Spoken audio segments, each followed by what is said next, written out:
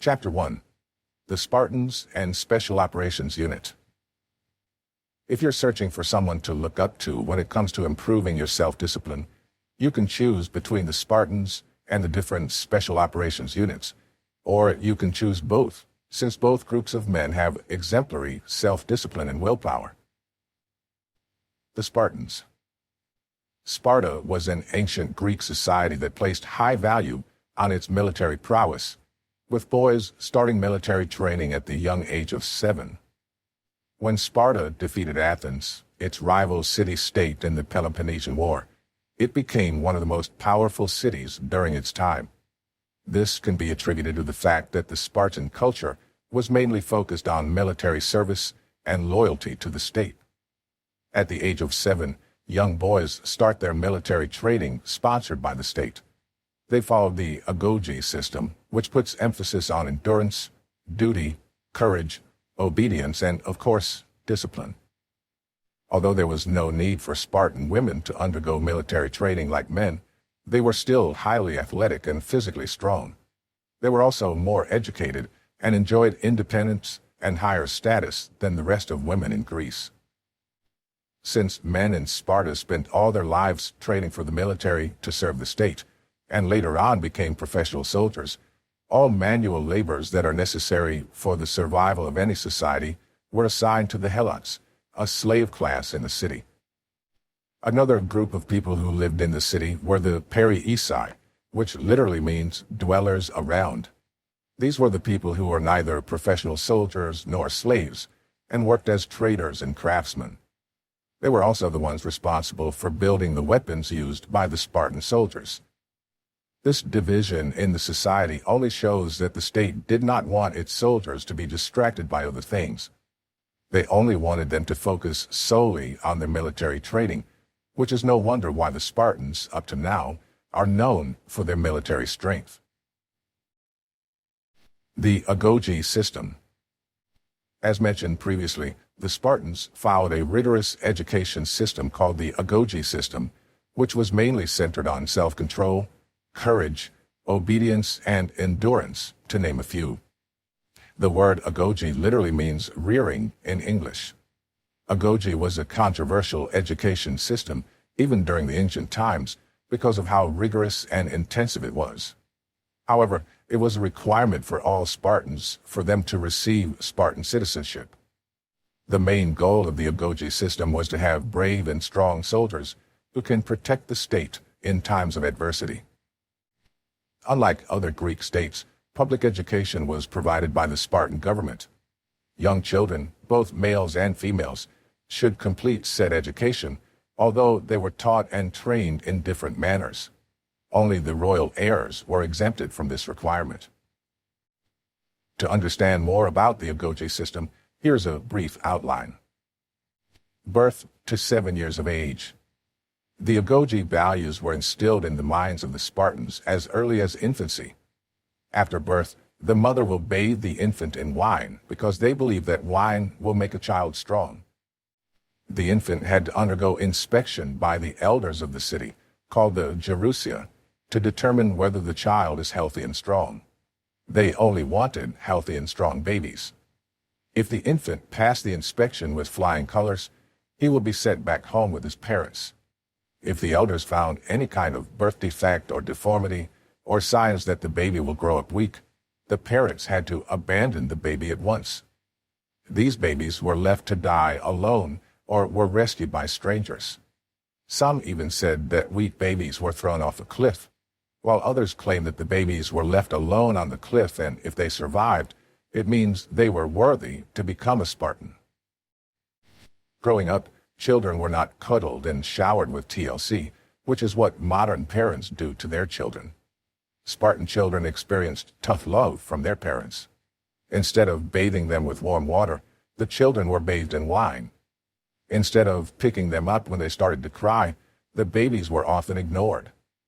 Instead of reading them children's stories and singing them lullabies, the Spartan parents started to plant the seeds of the agoge system in the minds of their young ones, telling them that they are not worthy of becoming a Spartan if they do not become the strongest and bravest men who can protect their city. Children were also taught that fear is a sign of weakness. This extreme parenting approach was known far and wide in ancient Greece, which is why elite families outside Sparta would often hire Spartan women to become caretakers of their children. Age 7 to 20. Officially, the agoge system starts when a young boy turns 7, unlike today when kids are expected to leave their homes at the age of 18. When they start the agoge system, they become under complete control of the government because the training and education is financed by the state.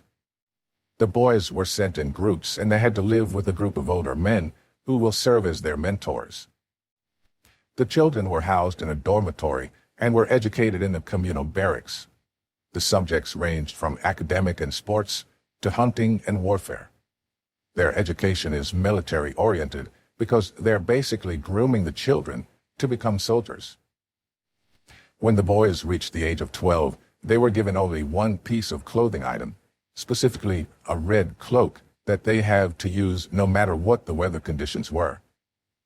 The reason behind this was that they would be able to withstand even the harshest of weather conditions without being dependent on clothing, which would turn them into tough soldiers. They should also be barefoot when doing any kind of sports or physical activities such as gymnastics. Their food was also strictly rationed, much stricter than in modern-day prison, because the agoge system used hunger and thirst to promote self-discipline. You might think this is a little too much and can be considered inhumane in today's standards. However, keep in mind that the intention was not to torture these children or to give them a difficult life, but to prepare them for when they became full-fledged soldiers, and scarcity of water and food while in battle is a common occurrence. Feeding them less also makes their bodies leaner and more fit to endure hard physical activities. Young Spartan boys were also taught to make their own bed. Literally. They had to get the materials, such as straws and reeds, from the banks of the Eurotas River without using a knife. Another interesting thing about the agoge system is that the boys were encouraged to steal as long as they don't get caught. If they are caught, they were given severe punishments. This helps develop stealth that can prove useful when it becomes necessary to steal supplies and provisions from the enemy. To bring out the toughness of these young boys, the elders in the barracks instigated fights among the young students. Whoever loses will be made fun of and ridiculed because they were seen as weak and cowardly. In fact, some records show that every year, adolescent students had to undergo an endurance test where many died. To honor those students who successfully passed the test, they were given wreaths, a symbol of victory in Greece in the olden times. Do not think that the agoge system is all about physical strength and discipline. Other areas that were taught to the students include reading, writing, history, singing, dancing, war poems, and literature. They were even required to study the works of Homer. This makes it a little similar to a typical modern-day education system. When the boys reach the age of 18, they begin serving in the Spartan army as military reserves. There are some who became members, specifically spies of the secret police force of Sparta. They had to spy on the helots, or the slave class, and report them to the authority if they're doing something against the government. They were also licensed to kill. Age 20 to 30. The agoge training officially ends when the male students turn 20 years of age. At this point, when they were already considered as adults, they became official members of the Spartan army, and they had to undergo professional military training under the army. The men had to become a member of the Syssitia, a military-style mess where they had to undergo training for war. The members of the mess, who were also Spartans, had to elect members from the newcomers. Aside from military training, the Syssitia is also involved in the granting of citizenship. It is extremely important for the student to be elected and become a part of the mess if he wants to secure Spartan citizenship. The election all depends on the unanimous vote of the old members. When a man becomes a citizen of Sparta, he would be able to do things that non-citizens did not have the right to do, such as voting, marrying, and running for public office. Some soldiers married before the completion of the training, meaning before the age of 30, but they were banned from living in the same house as their wife. It was possible to not get elected into a mess. Men who were still not members of a mess even after 10 years of completing the agoge, they would not be able to secure citizenship. The military training in the Sicilia ends when a man reaches the age of 30. But a Spartan man had to be a soldier until retirement at the age of 60, or until the day he dies. Education for females. Unlike other cities in Greece, Spartan women were highly educated. Although the state also sponsored their education, it was not as demanding and as rigorous as the education for boys, although focus was also on the military. If boys were groomed to become soldiers, girls were trained to become mothers of a true Spartan soldier. They did not need to go to a dormitory away from their family. They lived with their parents while attending school. They had subjects that would make them physically strong, such as gymnastics, sports, and dancing. If they were strong physically, they would also be strong enough to give birth to strong babies. They were also taught subjects about war and combat. Females were also trained to help male students in their military training. What kind of help, you ask? The girls motivated the boys to do their best by teasing, humiliating, and ridiculing them in public if they were not performing well during a physical activity, such as sports or exercising. The girls would create a list of the men who they thought were underperforming, so that they could shame and humiliate them to motivate them to be and do better. They were also taught typical school subjects such as poetry, history, and music. At the age of 20, the education of girls would be officially completed, and they were then expected to find a partner to marry. They were encouraged to find mates who were physically strong and courageous, who could in turn help them bring out a future Spartan warrior into the world. Marriage was not seen as a union of two individuals who were in love, but rather as a way to produce warriors who are brave and strong, and who can protect the state from enemies and invasion. As what can be observed, the Spartans had a do-or-die approach when it comes to their education and training, and also in everything they did. Mediocrity was not tolerated. It's either they were the best soldiers or they had to leave. You're probably thinking right now that the agoge system is too much and is kind of extreme, especially in these modern times. However, you have to understand that the period when they lived was very different from today. It was a turbulent time where battles and invasions were a common occurrence in their daily lives. And if they were ill-prepared, they would not have a chance at all. Although the entire approach is no longer suitable to today's standards, you can still learn a lot from how the Spartans trained their soldiers, especially when it comes to developing self-discipline and willpower. The Special Operations Units. Today, what comes close to the Spartan way of training is the training of the Special Operations Units, or Special Forces. Some examples of this elite group are the Special Air Service, SAS, Navy SEALs, Green Berets, Special Boat Service, SBS, and U.S. Marine Raiders. They are involved in high-profile operations, which is why their training is also more demanding than the regular military troops.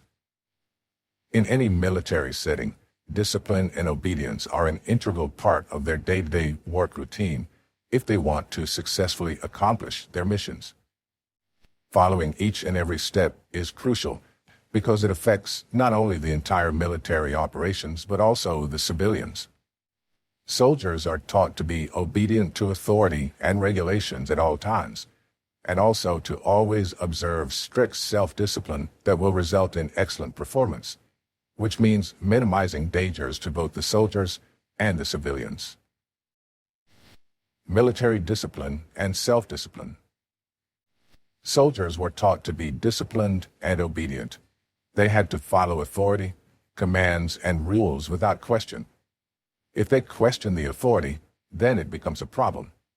To be considered well-disciplined, the team has to follow orders whether they like it or not, and no matter how unpleasant and dangerous the task at hand is. Total compliance is required to achieve efficiency within the organization. Disorganization and disobedience in the team is dangerous and can put the lives of the other group members at risk. The survival of the military groups and special forces units depends a lot on the obedience of the team to a centralized command and the self-discipline of each and every member. Military self-discipline is achieved when the soldier starts to see himself as an integral instrument to achieve the organization's mission. This internalization involves acceptance of regulation and obedience to a higher authority. Soldiers who are self-disciplined know how to control themselves and always make decisions based on how it will affect the entire organization. They also do not need to constant external supervision because they know how to keep themselves in line. When a soldier has self-discipline, obedience comes from within and not from coercion or other forms of external force. Those soldiers who exhibit strong willpower and self-discipline are viewed by their superiors as reliable. The higher-ups know that these soldiers can perform their duty correctly and willingly, without the need to use force or coercion. These highly disciplined soldiers are the ones who move up to become members of the highly elite special forces or special operations units. Special forces training. Of course, the different units of the elite special forces have different kinds of training, but they are more or less the same. They are all physically, mentally, and emotionally demanding, exhausting, and intensive. Their training is a lot more difficult than the training of regular soldiers. This is because they will be assigned to work in high-risk and high-profile operations that affect not only their own country, but the whole world. The Special Forces training is the toughest training and testing platform in the military. It is a year-long process that is designed to break even the toughest soldiers. In fact, it is so difficult to pass that only 15% of the candidates successfully finish the entire process. Once you enter the training, you only have 3 options: to quit, get injured, or outlast. And of course, the third option is the only option if you want to become a member of the Special Forces group. You are probably wondering, how can an individual survive such training if it is designed to break even the toughest person? Keep in mind that the human body is a wonderful machine and can adapt in almost all kinds of situations: heat, cold, pain, and stress. Someone who is tough means that his body and also his mind and emotions are highly adaptable and does not easily give up because he knows that it is possible to successfully complete the training. More often than not, it is mind over matter. The training also puts a lot of emphasis on mental strength aside from physical strength. If the body is strong enough to withstand pain and discomfort, it becomes easy to develop mental strength. The right mindset. Members of these Special Forces units are highly self-disciplined because they have the right mindset. Self-discipline has more to do with mental toughness than physical toughness, although mental toughness becomes easier to achieve if the body is also strong. If you want to be successful in life, you have to stick it out until the end, even when things become too hard to handle. This is something that the Special Forces have. When the going gets tough, they still continue doing their mission, something that the rest of society should learn. The world you live in today is filled with softies who get offended at the smallest things, and if you develop mental toughness like the Special Forces, then you have an advantage over all these people. You're setting yourself up for success when you have the mindset to stick it out while the rest is giving up. Physical training. The Special Forces units have to undergo intensive physical training, as you already know by now.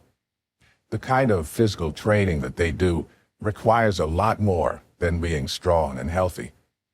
To be able to successfully do all the physical tests, you have to have commitment and self-discipline.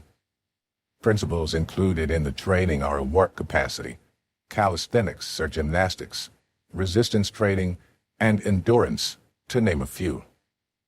This kind of training gives Special Forces soldiers a strong and athletic body that is well-rounded and can perform well in any kind of weather and environment, and even in extremely stressful situations.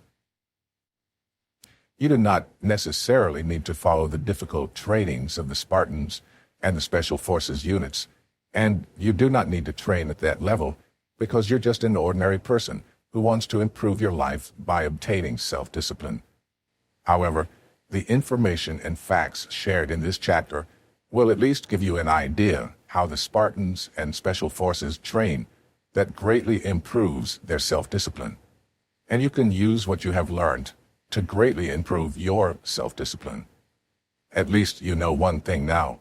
Being successful takes a lot of hard work and effort on your part. It is not a walk in the park. Chapter 2. The Science and Psychology of Self-Discipline. One of the most famous psychological tests is the marshmallow test, which you are probably very familiar with.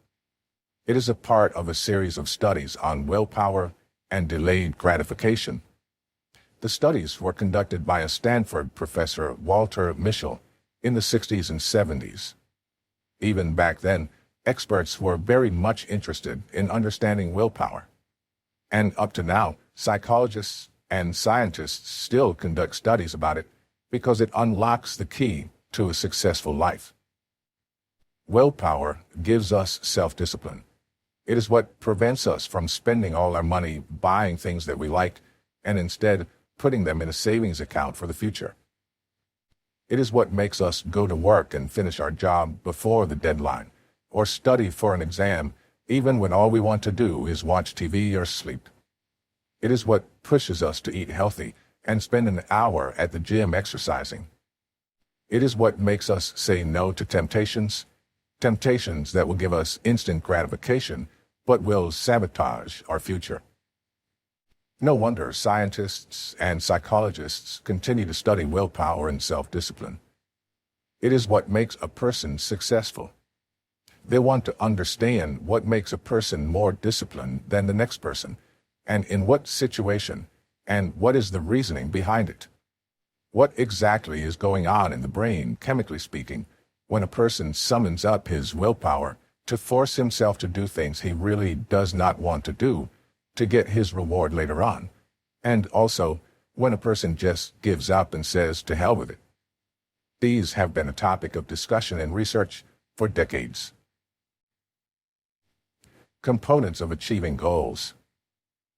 Although willpower and self-discipline are considered the key to a successful life, other things also play important roles in achieving goals and objectives. The first thing that you need to do is to know your motivation and set a clear goal. The Spartans, for instance, were motivated to undergo the training because they want to become citizens and also to be someone worthy in the eyes of their people.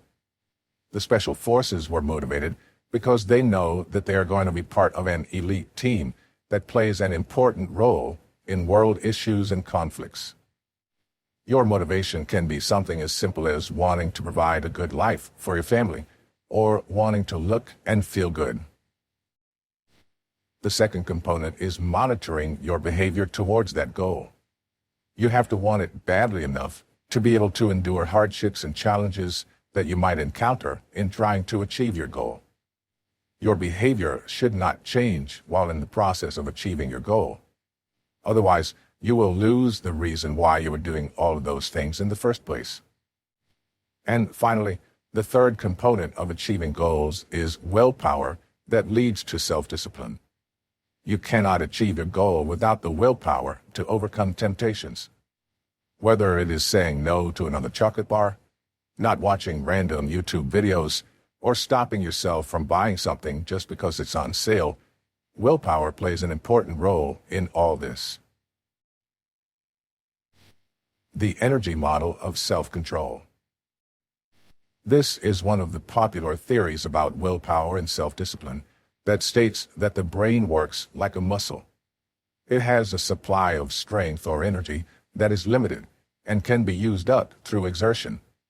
This is why we have lapses when it comes to willpower. We are not self-disciplined at all times because our mental energy for self-control is depleted, also called ego depletion. If you've used up your mental energy by practicing willpower and self-control to do one particular task, then it might be difficult to be as disciplined as before with subsequent challenges. This is the reason why we are more prone to give in to instant gratifications, such as going on a shopping spree or eating sweets, when we are feeling stressed. It suffers from fatigue after usage, but just like an ordinary muscle, it can also be strengthened through exercise, meaning you have to continue using it again and again to make your willpower stronger. The effect of fatigue is instant, while the effect of strengthening the muscle is delayed. There was an experiment conducted to show that willpower is a limited resource. Two groups of individuals were placed in the same room.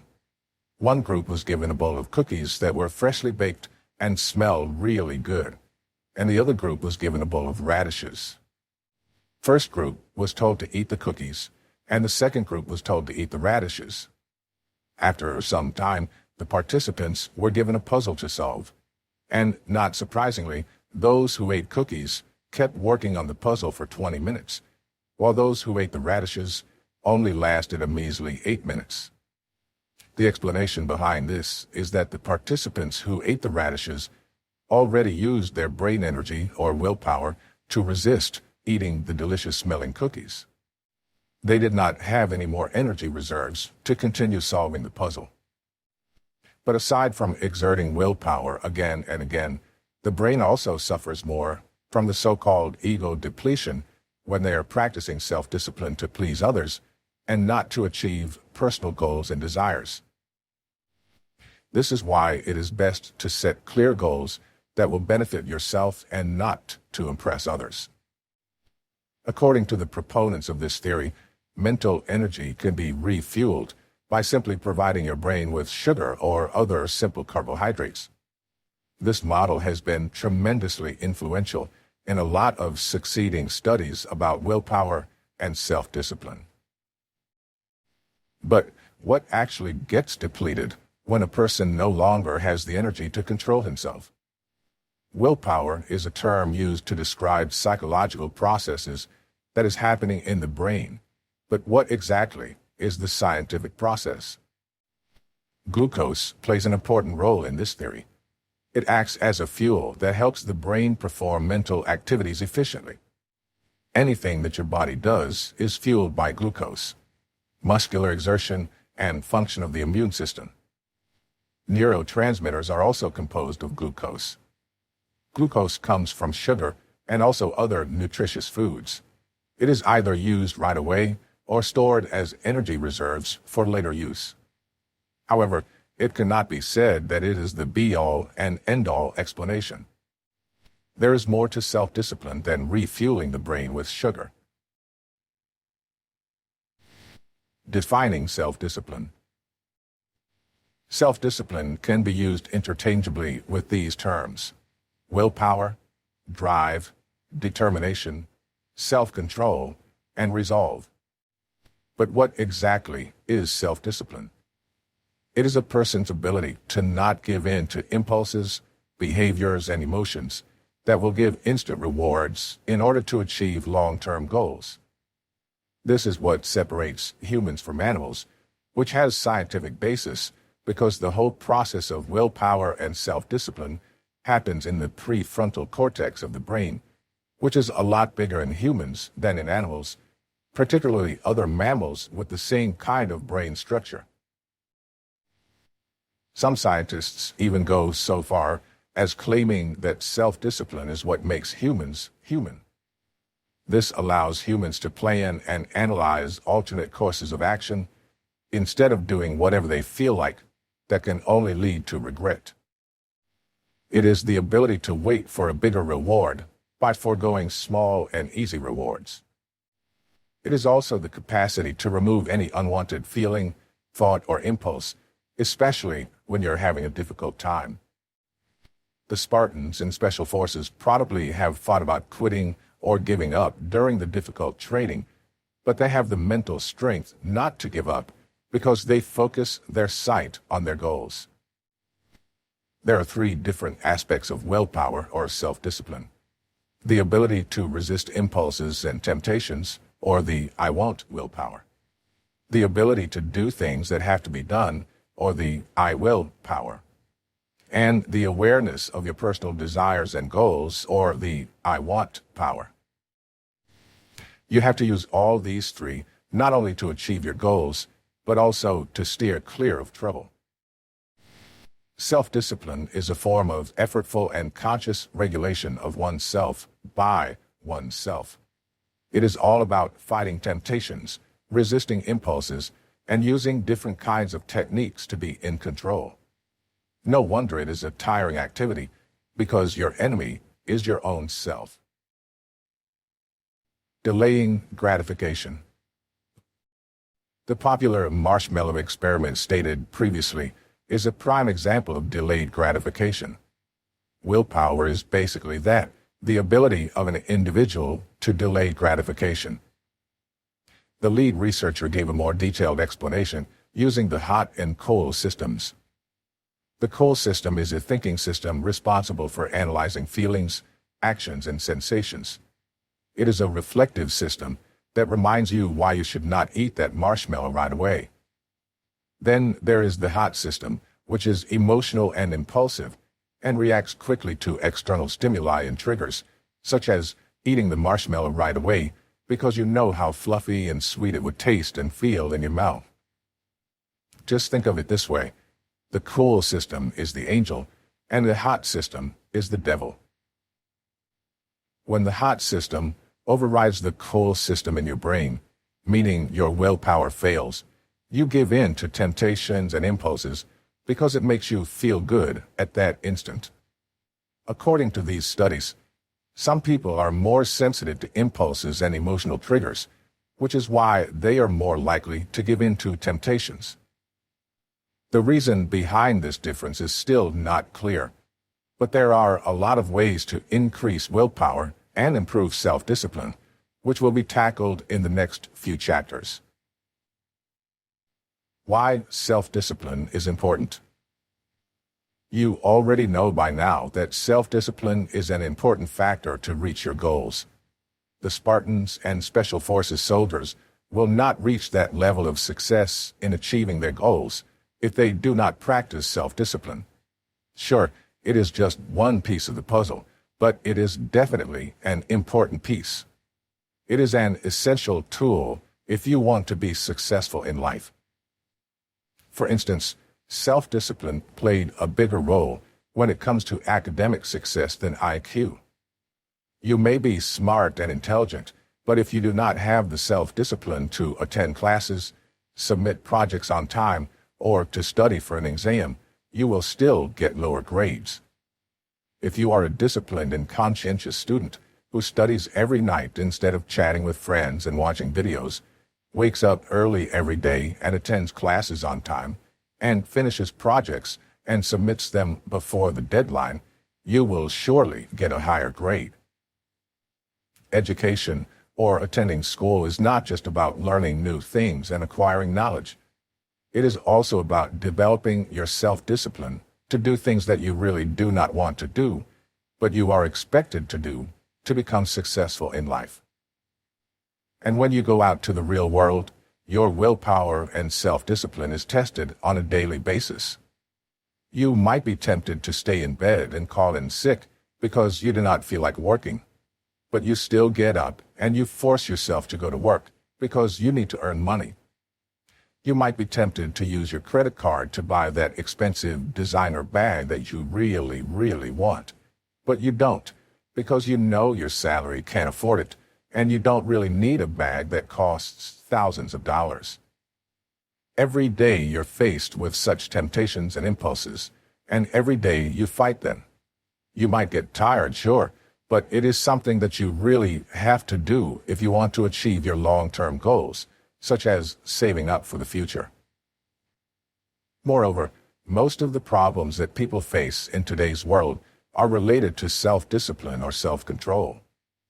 These include addiction, alcoholism, large debt, unwanted pregnancy, domestic violence, crimes, overeating, sexually transmitted disease, lack of savings, educational failure, underperformance at work, and so on and so forth.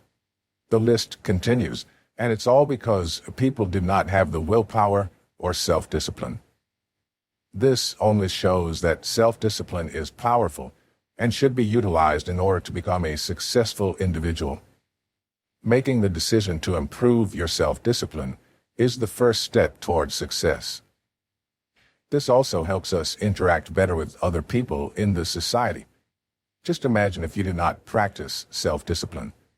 You will just say whatever is on your mind or do whatever you feel like doing without thinking about consequences of your actions. Rules and regulations in a society go hand in hand with discipline. Without these rules and regulations in place, the world would be a dangerous and scary place to live in. And we follow these rules because we have self-discipline. What does self-discipline look like? It's all talk and mumbo-jumbo, unless you're given concrete examples of the manifestations of self-discipline in real life. Here are some examples of self-discipline as practiced by ordinary people in different scenarios. Emily is a regular employee who works a 9-to-5 office job. She dreams of starting her own business in the future.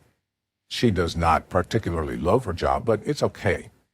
After all, her job pays her rent and puts food on her table. She wakes up early every day and writes down ideas and plans for her future business. She goes to work and finishes her workload way before the deadline, which gives her plenty of time to plan more for her business. She receives emails and text messages from shops about their promotion and sales, but she ignores them. Instead, she saves up at least 20% of her salary every month, and she does not make any unnecessary purchases. Her goal of starting her own business is always in her mind, which makes it easy for her to resist temptations. Robert has been drinking since he was a teenager and became a full-blown alcoholic when he got married. He's been having problems with his wife because of this until she decided to leave him, bringing their children with her. He almost lost his job because of his poor performance. One day, he just realized he has had enough and decided to be sober once and for all. He knew he can't do it by himself, so he asked the help of his best friend. His best friend encouraged him to attend AA meetings so that he can be with other people who are experiencing the same thing. He had to go to these sessions 3 times a week after work. Whenever he felt like drinking, he would call his friend. It was a difficult journey, but he was now celebrating his 3 years of sobriety. He is also trying to work things out with his wife, one step at a time. Victor had been in a car accident and has been in bed for many months. He always felt pain and discomfort. Doctors told her that she would return to her normal, healthy self again, but the process is long and tedious.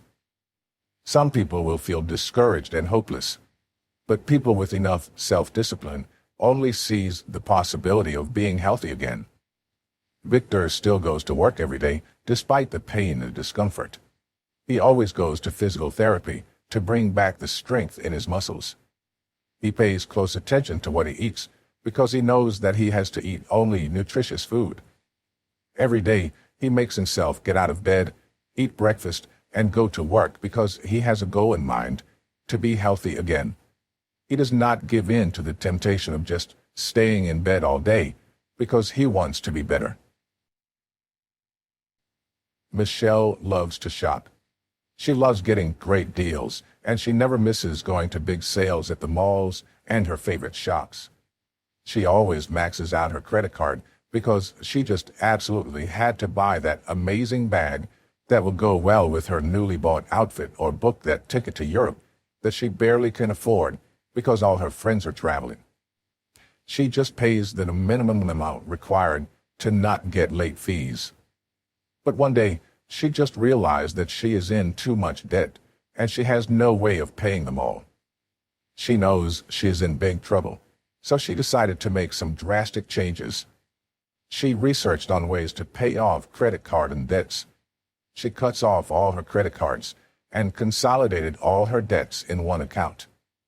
She evaluates her spending habits and finds out that she is spending way more than what she is earning.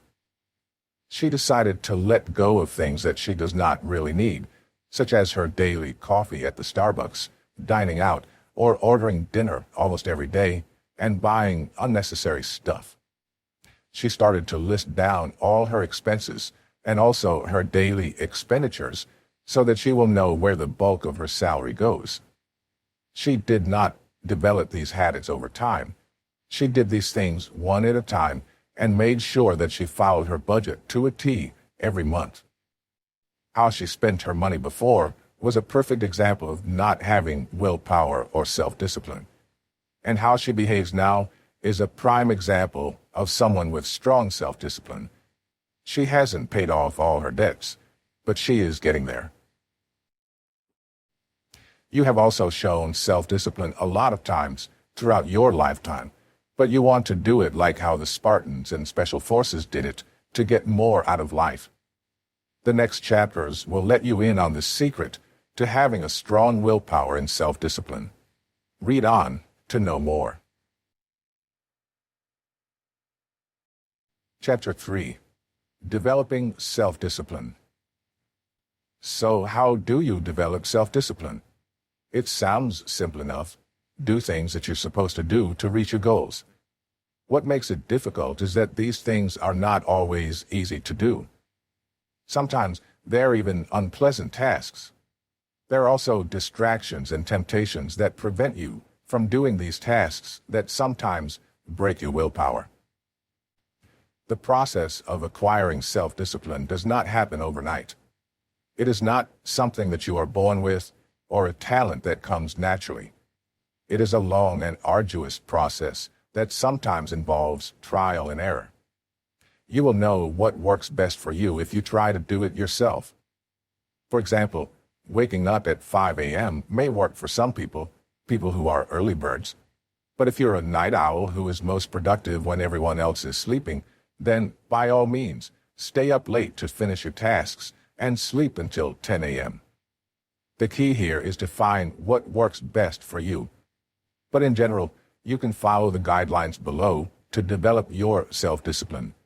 These will work for all kinds of people with different routines and lifestyles. You need to have a reason why. In short, you need to have a clear goal. What is it that you want to achieve? The sacrifices that you're going to make should be worth it. Your goal is your motivation to overcome these obstacles and stay on track. It is the fuel that self-discipline needs. If you do not have a fuel, it will be difficult to go on and continue with the tasks because what's the point? Why do you need to give up that cookie if you do not know why? Why do you need to stop buying clothes if you do not have a goal in mind? Always have a reason to your sacrifices to make them all worthwhile. Otherwise, you will find it difficult to stay focused, especially if you have to do it for a long time. Your reason should also be compelling enough for you to stick it out until you accomplish it. If you just have a goal for the heck of it, then it might be difficult to stick to your plans. For example, trying to save money just because you want to be able to go out every weekend and meet new people may not be compelling enough reason to save money. You will just end up telling yourself you can always skip this and just do it online and just continue spending your money buying unnecessary things. What you can do instead is to find a more worthwhile reason, such as saving up for a house, so that you do not have to pay rent and you have a place to live in just in case you decide to start your own family. The more compelling your reason is, the more fuel you will have. The more fuel you have, the stronger your self-discipline will be. Just take the Spartans as an example.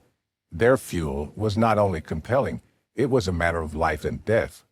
If they were not strong enough, they would not be granted citizenship, and the state would not hesitate to abandon them. The special forces also have a compelling reason to always practice self-discipline. They need to complete missions for their country to prevent war or stop terrorism. What does it take to have self-discipline? Unwavering commitment and accountability. Self-discipline is not something that you need to do only once. It is a long process that involves several steps, which is why it requires unwavering commitment. This is why it is important that your goal is compelling enough. Otherwise, it would be difficult to stay committed to your plan. Long-term commitment is challenging, so you need to have some kind of accountability or accountability partner. To be held accountable if you do not stick to your plan will work towards achieving your goal. How do you hold yourself accountable? If you fail to stick to a set schedule, you can punish yourself by working twice as hard the next day, or not giving yourself treats and rewards. However, accountability is difficult to achieve if you do it on your own. You can easily tell yourself that you can do it some other day, or what harm can a piece of cookie do to your plan to lose weight? You will start fooling yourself that what you are doing is no big deal, and you can simply get back on track after this. Before you know it, you are in a lot worse shape than when you started, because you just can't help yourself. If you do not trust yourself, what you need is an accountability partner who will not listen to your excuses and explanations.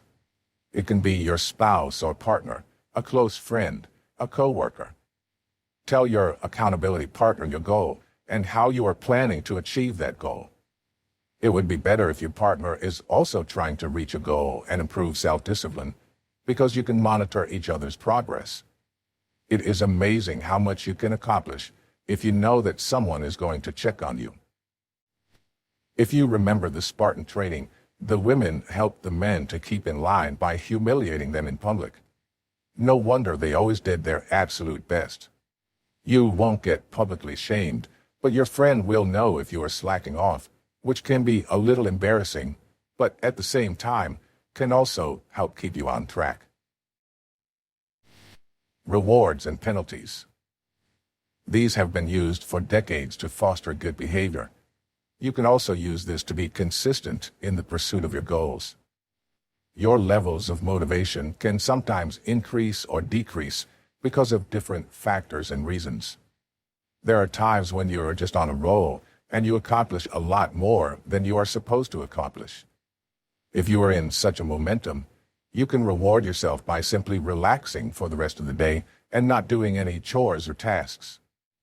On the other hand, if you find yourself failing to do what you are supposed to do because you spent your time doing useless things, such as watching random videos online or sleeping the whole day, you can penalize yourself by adding more hours to do your tasks that next day, or to disconnect from the internet the whole day. The penalties and rewards are also like fuels to help keep your self-discipline alive and burning until you reach your goal. Personal standards. Self-discipline also has a lot to do with one's personal standards. If you set high standards for yourself, you would have better discipline because you are not the type of person to settle for anything less when it comes to how you live your life. These standards are like your personal rules and guidelines that help you when it comes to how you act and make decisions on a daily basis. One example of a personal standard is to always try to finish major tasks before lunch. This is a higher standard than, say, trying to finish major tasks at the end of office hours. The higher the standard, the more discipline it requires. If you want to improve your self-discipline and the overall quality of your life, you have to raise the bar and set high personal standards. It is like striking a deal with oneself. You have a list of things that you will allow yourself to do and things that you won't. These guidelines will serve as the cornerstone of your self-discipline. Basically, self-discipline is like regulation, your decisions, behaviors, and actions, and correcting mistakes if you find yourself getting off track. Competitive environment. If what you are doing feels like a competition, you will most likely achieve your goals because you know that there is a winner and a loser, and you definitely do not want to be the loser. There are two ways to look at this. First, you can compete against other people. You can ask your accountability partner, who is also trying to achieve the same goal, if you can do it like a competition between the two of you. If you don't have a partner, you can compete against people who are doing the same thing, even without telling them. For instance, you and your coworker are doing the same project with the same deadline. You can tell yourself that you have to finish it before your coworker without really telling him or her what you are doing. Just keep the competition to yourself. The second way to create a competitive environment is to compete against yourself. More specifically, against your best self.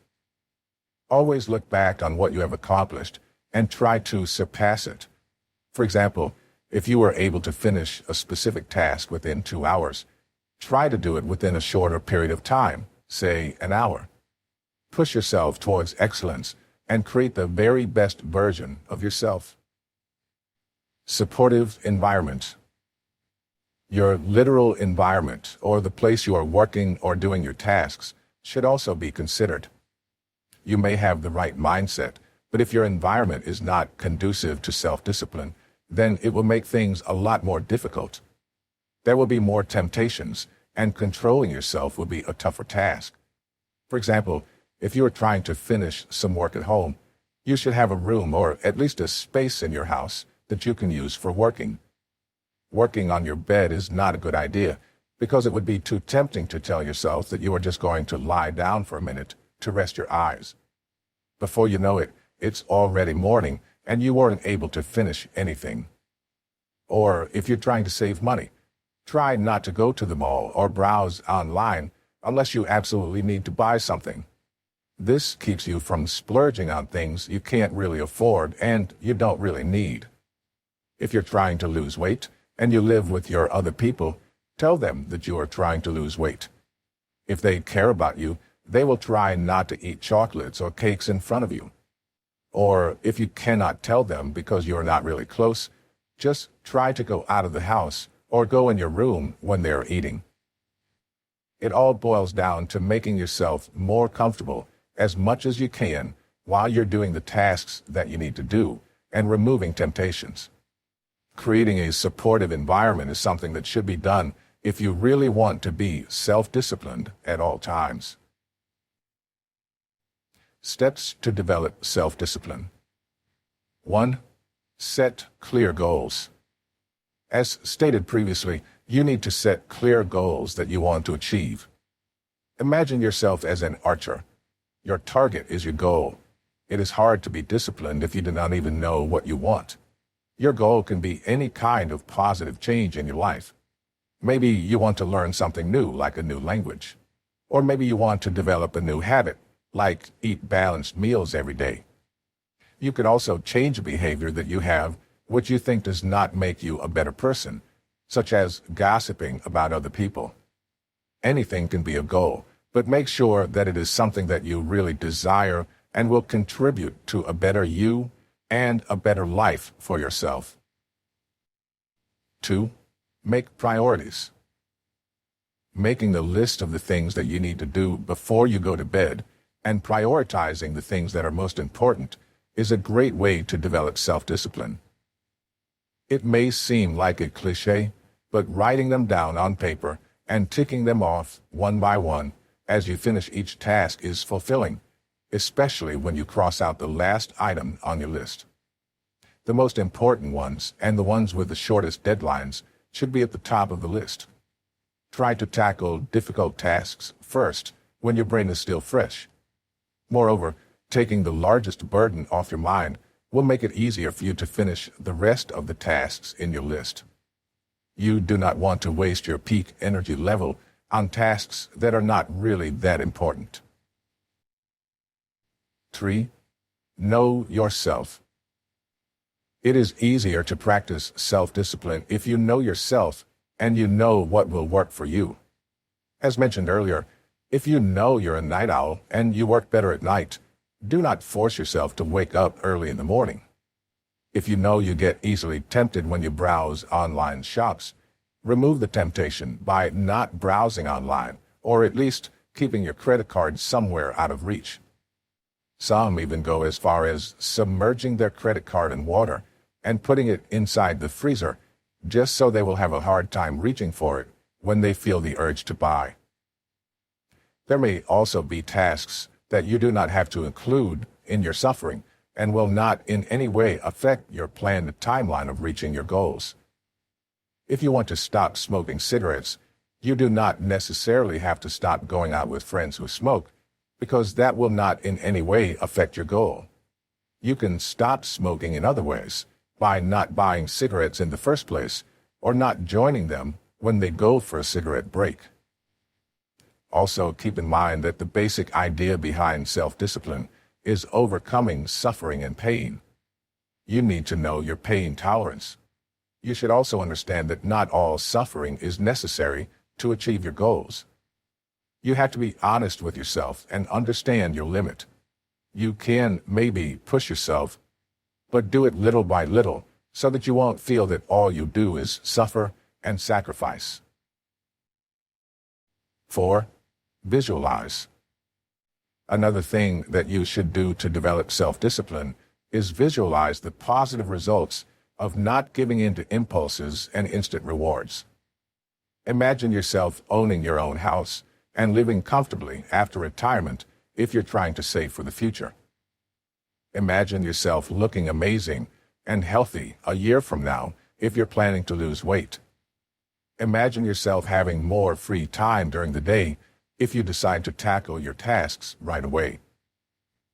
The Spartans visualized becoming citizens, starting their own family, and serving their beloved state. The Special Operations soldiers also visualized accomplishing important missions that will put their names, or at least their troops, in history books.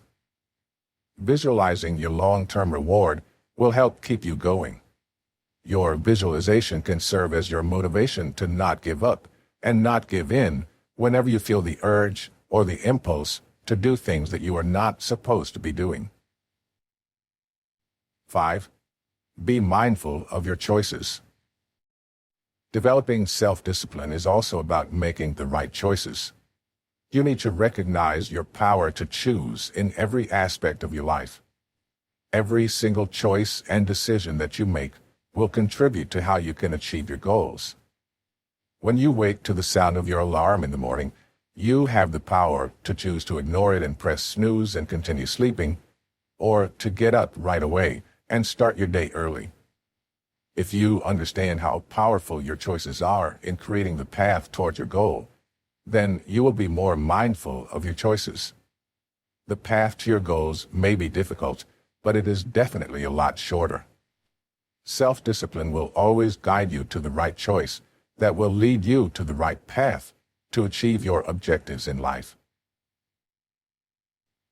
Make it a habit.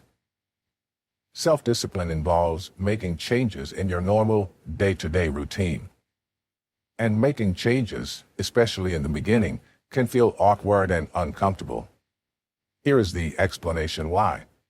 The part of the brain involved in habitual or repetitive behaviors that you sometimes do on autopilot is the basal ganglia.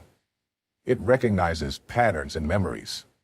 On the other hand, active decision-making happens in the prefrontal cortex, where the process of self-discipline also takes place.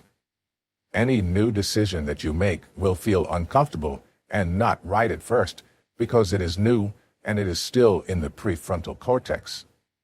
But when you do it on a regular basis and you form a habit out of it, that behavior will then move to the basal ganglia, which does not require effort because you do it without thinking, like your habits. This is why you should not wait for it to feel right, because it will not feel right unless you make it happen. Breaking a bad habit And starting a new habit at first will feel wrong. Wrong in the sense that it will feel like you're exerting too much effort doing it, such as getting up early in the morning when your alarm goes off. But when you continue doing it every day, your brain and body will get used to it, and the brain will recognize the behavior as a habit, something that it is programmed to do. So embrace that wrong and difficult feeling that your new habit is giving you, because it will feel right once it becomes a part of your normal routine. These are just some of the things that you can do to develop self-discipline. You can tweak the steps a little bit or add more based on your own experiences as you continue towards your journey of becoming a more disciplined individual, like the Spartans and soldiers of the Special Operations Units. Chapter 4. Self-discipline and freedom. Self-discipline and freedom are two words that you do not often associate with each other. When you hear the word self-discipline, you automatically think balls and chains, or limiting the things that you can do and sacrificing a lot of things. Sure, it helps you achieve your goals, but practicing self-discipline is not exactly a walk in the park, and it sometimes involves giving up things that you like doing but are detrimental to your life goals. For some people, self-discipline is like a master that has a whip in his hand that makes you do tasks that you really don't want to do. Words that you associate with self-discipline are limitation, control, and restraint. So, how is it associated with freedom? When freedom is all about allowance, flexibility, and some might even say indulgence. The truth is that self-discipline brings you freedom. Freedom to do things you like. It is impossible to experience the power and benefits of freedom if you do not practice self-discipline. Moreover, you have to understand that freedom always comes with responsibility, and that's where self-discipline enters the picture. Imagine how the Spartans had to train really hard, which involved strict discipline, for them to be able to become citizens who have the privilege to marry, vote, and run for office. The elite forces also follow a lot of standard operation procedures. It may seem overly cautious to an outsider, but it actually makes things more efficient. Following regulations lead to shorter and faster processes, which means freeing up time that the soldiers can spend to finish other tasks or maybe to take a break. The more structured and stricter the procedures are, the more freedom the troop has to operate at a more efficient rate, because the soldiers know and understand what is expected of them. It is an interesting paradox how structure results to liberation. This is also how democracy should work. A democratic country can only fully experience the benefits and power of freedom if the people practice discipline. In a larger context, discipline is equivalent to the laws of that country. If the people do not follow a set of rules and regulations, there would be chaos because people can just do whatever they want. Freedom without discipline is not good and can only result to excessiveness. This is why these two concepts go hand in hand. Self-discipline is the giver of freedom. It does not take away freedom to do things as what most people believe. It is in fact the opposite, because it gives you the power to be the person you really want to be by helping you achieve your life goals. Stop thinking about the things that you cannot do or the things that you are not allowed to do, because it is just one aspect of self-discipline. And most of these things are things that you cannot do at the moment, but you can do later when you are done doing more important tasks. Unless, of course, it is a bad habit, which is something that you have to give up for good. Do not think that discipline limits the things that you can do when, in fact, it gives you even more freedom to do other things. If you want concrete examples of how self-discipline can give you freedom, check out the next few paragraphs. Scenario 1. Putting things back to where they belong after using them is a form of discipline. You hear your mom always say this to you when you were younger, and later on your spouse after getting married. It is something that many people have been taught to do, but still fail to do it. For example, putting the scissors back to the drawer or your keys to the hook on your wall is something that you always do. The freedom that comes with it is that you do not need to waste time and energy searching for the scissors or keys because you know where you put them. And they are always there, no matter how many times you use them, because you always put them to their respective places. By simply putting things back where they belong, which only takes a few seconds of your life, you free up minutes of your life that you would have spent searching for the missing things if you did not put them in their right places. Scenario 2.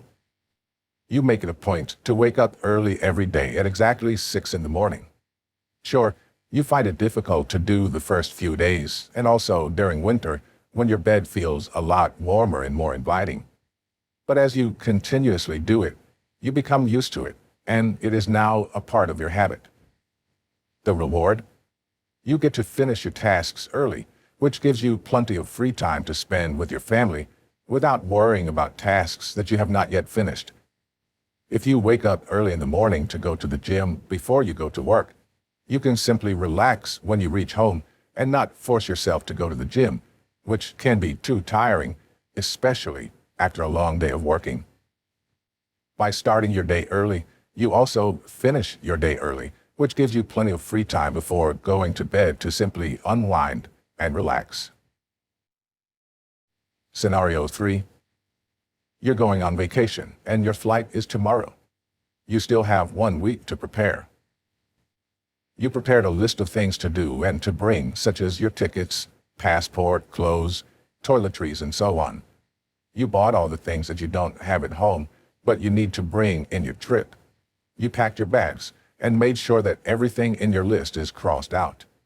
You also made sure that you washed all your dirty clothes before you leave. You cleaned up the house and brought out the trash. On the day of your trip, you feel relaxed and you have everything you need in your bags. You arrive on time at the airport and checked in without a hassle. When you return home, you only have to unpack your bags and wash dirty clothes from your trip because you didn't leave any chores unfinished before you left for vacation. Everything went smoothly from the time you left to the time you returned home, and you were able to relax on your well-deserved vacation. Scenario 4. You try to save up money by not buying things that you do not really need. You used to always go to the mall and hunt for sales, clothes, bags, shoes, home decor, you name it. But you decide to just stop it because it is bad for your bank account, and you are trying to save up on something that you have been really wanting to do, visit Spain. Besides, you don't really like the things that you used to buy. You just buy them because they're on sale. Now you are wiser. You also stopped ordering for lunch, and instead you bring your own lunch to work every day, which saves you a lot of money. All you have to do is plan and prepare your meals for the whole week over the weekend, and you do not need to think of what to cook every day, which can be stressful. You also stopped going to Starbucks every day because their coffee is expensive. You still go there from time to time, but not as often as before. Finally, after months of saving, you now have the freedom to go to your dream destination. You have no worries because you have the money to pay for everything. You did not even need to use your credit card. Everything is paid for in cash, so that when you return from your vacation, you do not have to worry about paying off your bills. Saving up money means practicing self-discipline by limiting your purchases to be able to do something that you really want to do. It also gives you financial freedom during your vacation because you prepared for it and you saved up for it.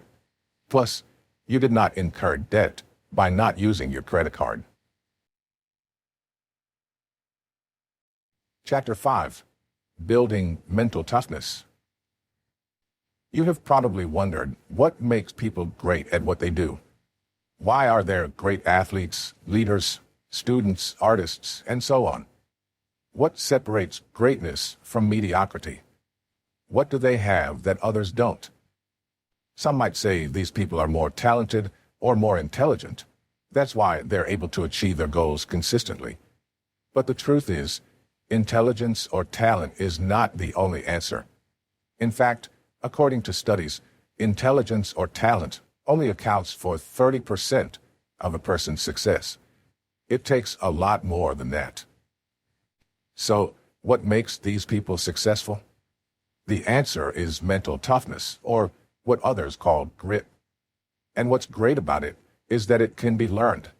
It is not something that you are born with, like intelligence or talent. So, why is it important in achieving success? Let's discuss it a little bit more. Mental toughness of soldiers. Soldiers are known not only for their physical strength, but also for their mental toughness.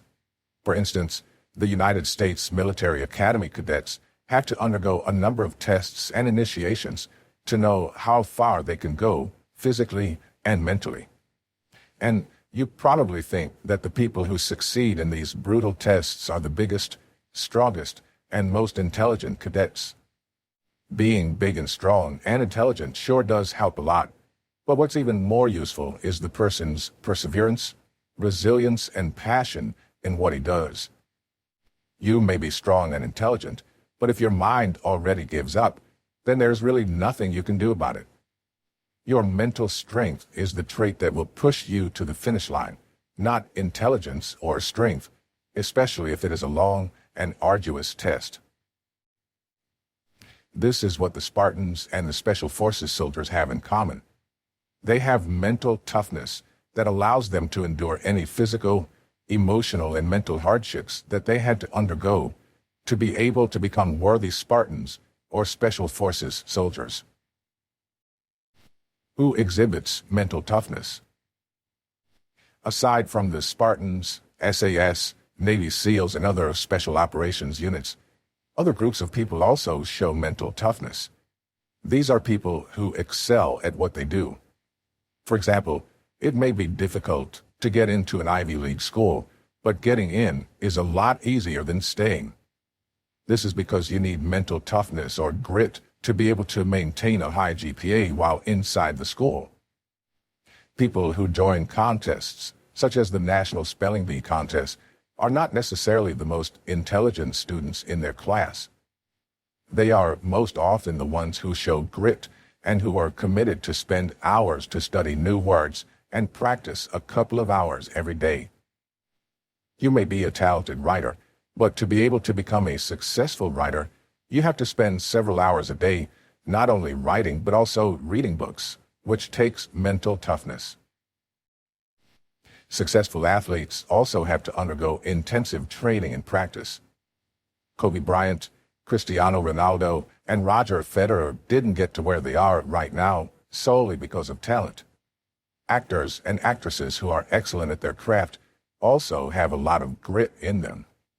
They have to study their characters deeply, memorize scripts, and go to shooting schedules at the wee hours of the day.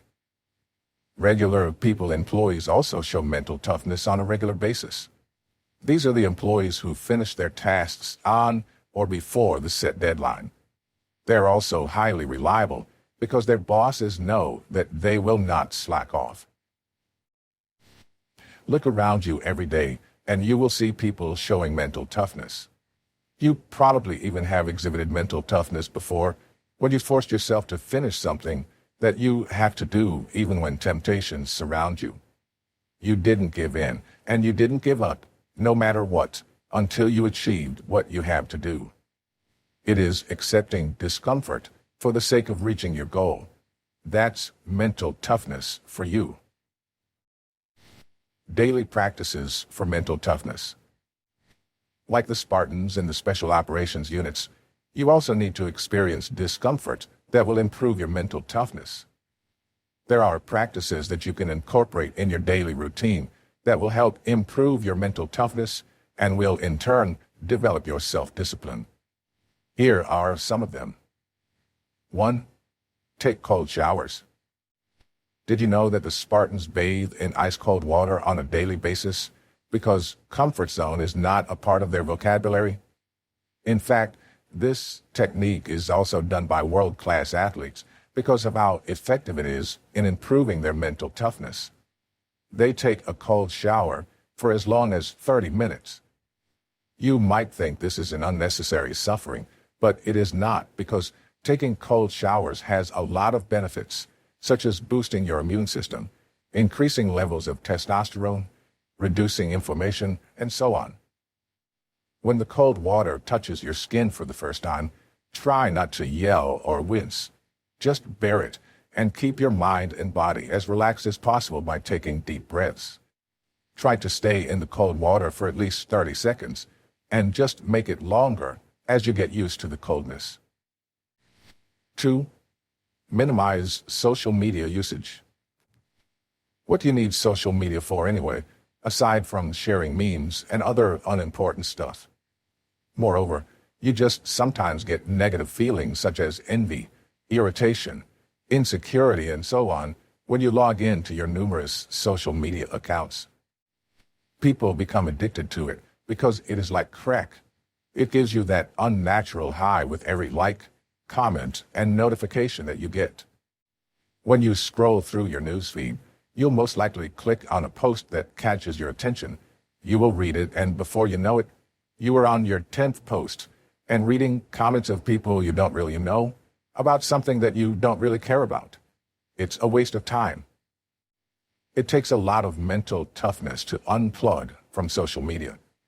You can either stop using it completely or try to use it only when necessary, like for communication or sharing important stuff. But minimize social media usage as much as you can and just spend your free time doing more productive things.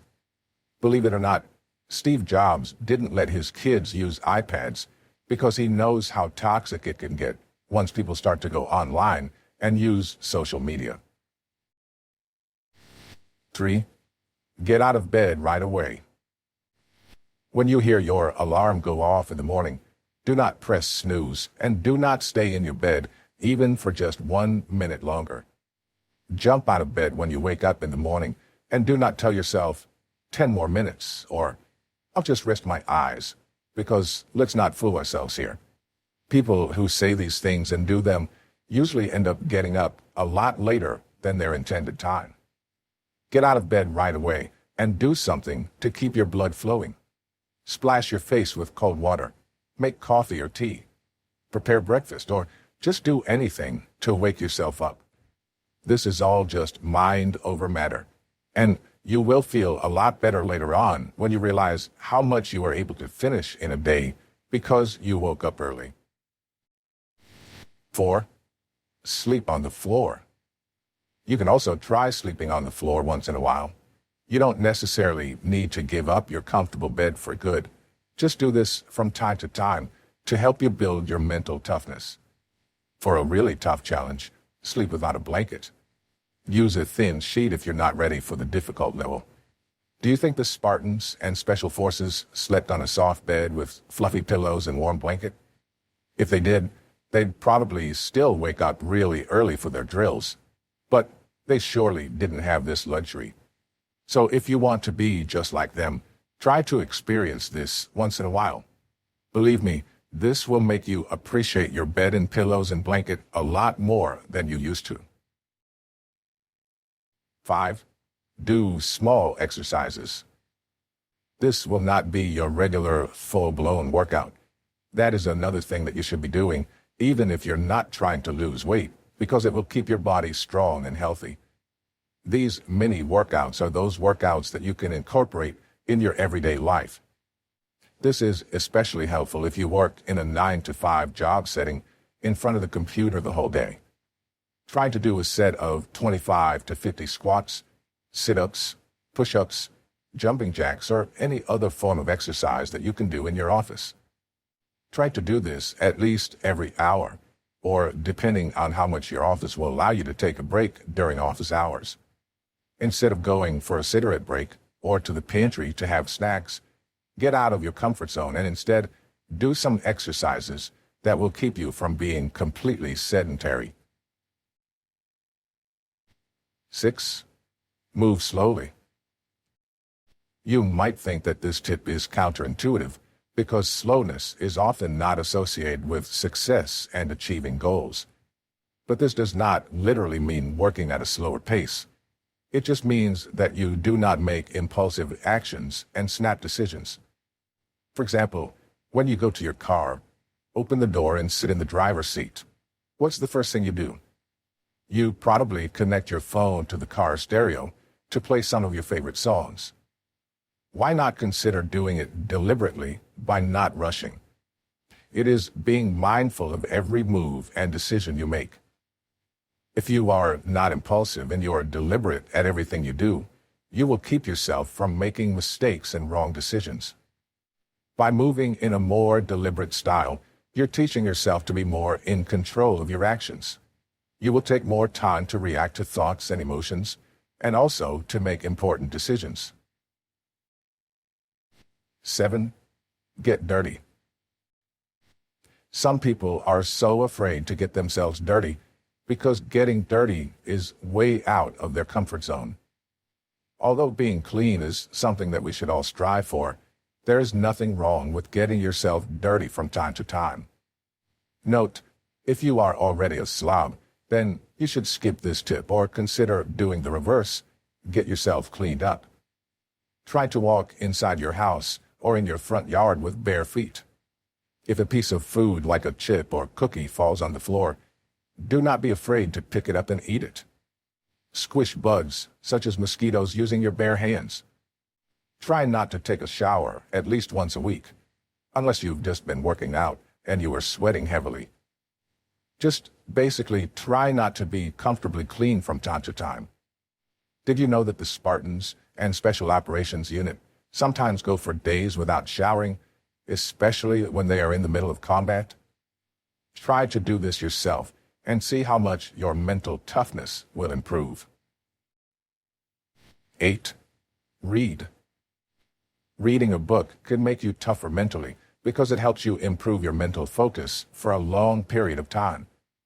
Read a book for a couple of hours every day that can teach you a thing or two about delayed gratification, unlike the television and online videos that are considered passive entertainment and do not really contribute anything to improving your mental toughness. Reading is also an activity that allows you to actively use your mind, and learning new words and information is always a welcome bonus. 4. Mental toughness techniques inspired by war. War is never a good thing, but you got to do what you got to do, so just make the most of the situation by finding the silver lining in the situation, such as learning some life lessons from it. You already know by now that the epitome of mental toughness is the Special Operations Units, or the Spartans. Both are, without a doubt, mentally tough.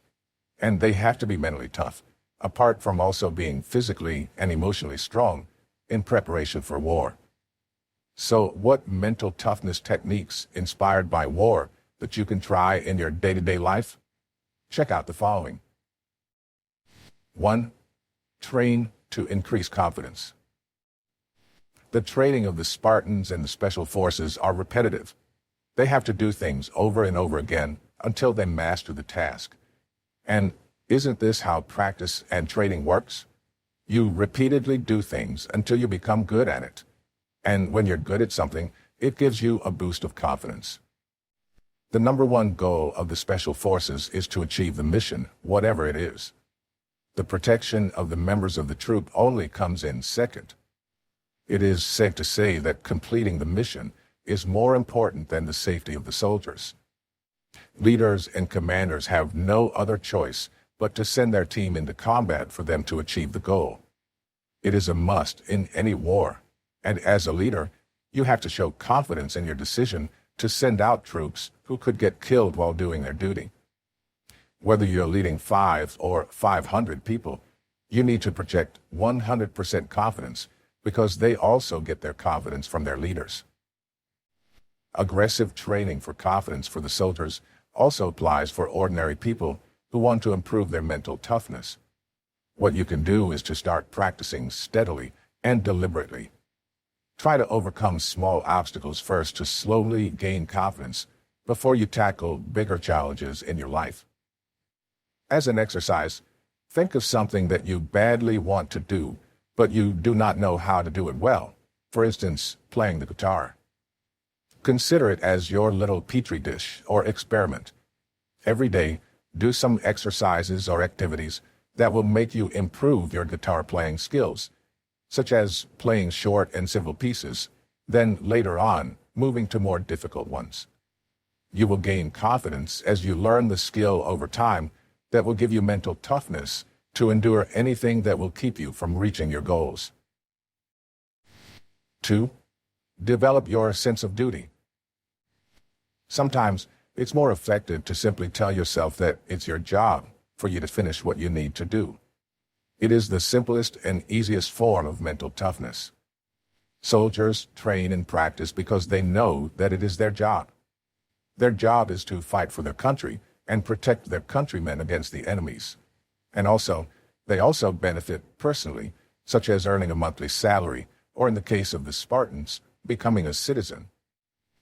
If you understand your responsibilities and you know the consequences of doing them, it will be much easier to finish tasks. As an exercise, write down all your responsibilities for the different roles you play in life: employee, parent, partner, etc. Tape your list somewhere you can easily see and tweak them every week. Your responsibilities are your duties. Duties to your employers, to your loved ones, and also to yourself. It may not be a matter of life and death, but a lot of people still depend on you. And it is a man's duty to finish what he has started and to do the things that he had agreed to do, because a man keeps his word. 3. Do it for your troop. The idea behind military will not work if the members do not have teamwork. In fact, they train soldiers to remove any sense of individualism when inside the barracks and when they do their job. This is because someone who is too individualistic may end up not following orders of the commander and can be disastrous in any operation. People who care more about themselves than about the team will also save their behinds first, then look after their team members, something that is highly discouraged in the military. In fact, the Marines have a saying that no one gets left behind, whether that soldier is alive or already dead or is beyond help. Everyone has to be saved. The point here is that it is important to have a strong group of people around you who will support you no matter what, and vice versa. You do not need to die for them. It can be something like being there for each other when one member of the family is fighting a serious illness, trying to keep your company afloat with your team, or when you just lost your job and you need to start searching for a new one. Situations like these can make or break a man. But if you have the right group of people around you, then you will surely overcome such challenges and will therefore increase your mental toughness. For your exercise, make a list of all the people whom you trust and you know you can depend on. Strengthen your relationship with these people and let go of people in your life who do nothing but let you down or make you feel worthless. You will be more likely to succeed and overcome big challenges in life if you are surrounded with these positive people. 4. Take pride in what you do. Awards and rewards for a job well done are helpful when it comes to boosting someone's morale and motivation. But what's even more important than any trophy or medal is how you feel inside. Taking pride in what you do and your accomplishments is already a kind of reward in itself. Soldiers in combat do incredible and amazing things on a daily basis, and they do not receive special awards for them. And this is not done intentionally by the government, because they try to recognize these soldiers' achievements as much as they can. But of course, not everything is noticed and recorded, and most of these soldiers just keep their accomplishments to themselves, not wanting any form of recognition, because it already gave them a feeling of pride, and for them, that's enough. In your life, just because you do not get recognition for something that you do, does not mean you have to stop doing it. Keep on doing what you need to do, not to get awards, but to take pride in yourself. And once you take pride in what you do, you will become mentally tougher because your resilience to endure does not only come from the outside, but more importantly, from the inside. Chapter 6. Improving Focus and Concentration. Another important characteristic of the Spartans and Special Operations units is their ability to focus no matter where they are and what they are doing. Most of their missions require high concentration and focus. The opposite can prove dangerous and fatal. Snipers have to focus on their target if they want a sure hit. Soldiers have to be alert at all times during combat to know if enemies are coming.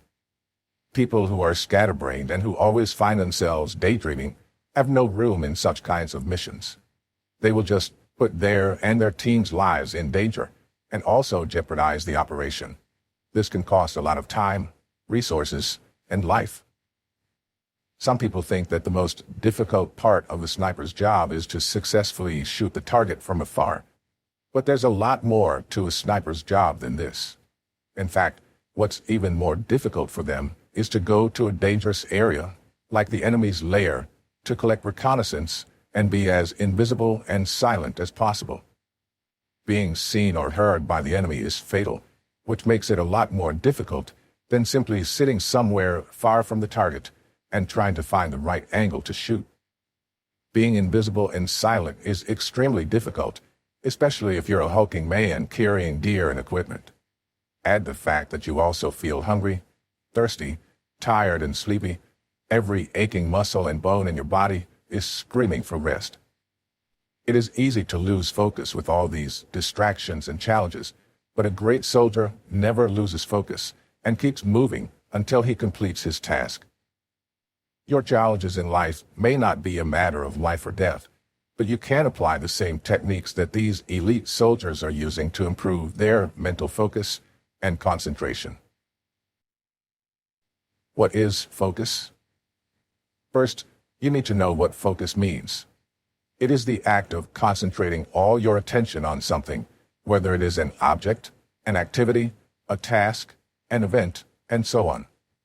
The definition may seem boring to you, but there's more to focus than simply concentrating on one thing.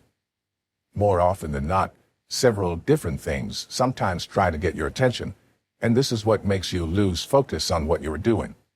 So, aside from concentrating on one thing, focusing is also the act of ignoring other things, which sounds easier said than done.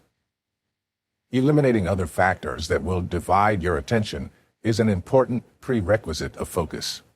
You have to say yes to only one thing and no to the rest, so that one thing will have your full and undivided attention. Saying no to those other things is not permanent. It is just saying no to doing those things at that particular instant. To be productive, you need to have focus. Focus on the things that matter and eliminate the distractions. You also have to prioritize the things that you need to focus on. Here are some steps that you can try to improve your focus. Stop, look, listen, and smell. When you find yourself distracted from fatigue, hunger, and the difficulty of your task, you need to shift your focus and attention from your mission and try to take a short break by doing SLLS. You should stop what you are doing at the moment, look around you, listen to any small movement, and smell your surroundings. The main objective of taking an SLLS break is to refocus and also take a much-needed break, albeit a short one. This will at least keep you mindful of your surroundings and will help you focus on your mission.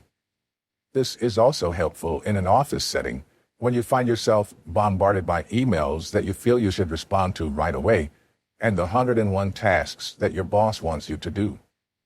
Try to refocus by doing SLLS. This is especially helpful if you have a lot of things in mind and a lot of tasks to finish within the same deadline. It will help keep your mind focused on what needs to be done instead of it jumping from one external stimulus to another, such as your co-worker's ringing phone, the pinging of your email notification, the smell of someone's lunch heating in the microwave, the high pile of papers on your desk, and many other things that can get you distracted. Stop whatever it is you're doing. Look around you and try to organize the piles of paper on your desk. Listen to the ringing phone of your coworker until he picks it up, and simply enjoy the smell of the food. Sometimes, all you need is to be mindful of the things around you instead of simply reacting to them impulsively and negatively. Just take it all in, especially if there is really nothing you can do about them. Just make them a part of your groove. Situational awareness. The Special Forces units are taught a technique called situational awareness. It is defined as the ability to understand important factors and elements of the current situation of the troop in relation to their mission. In short, being aware of your surroundings and what's happening around you. During combat, situational awareness is crucial because it can help you save lives. People today are not aware of their surroundings.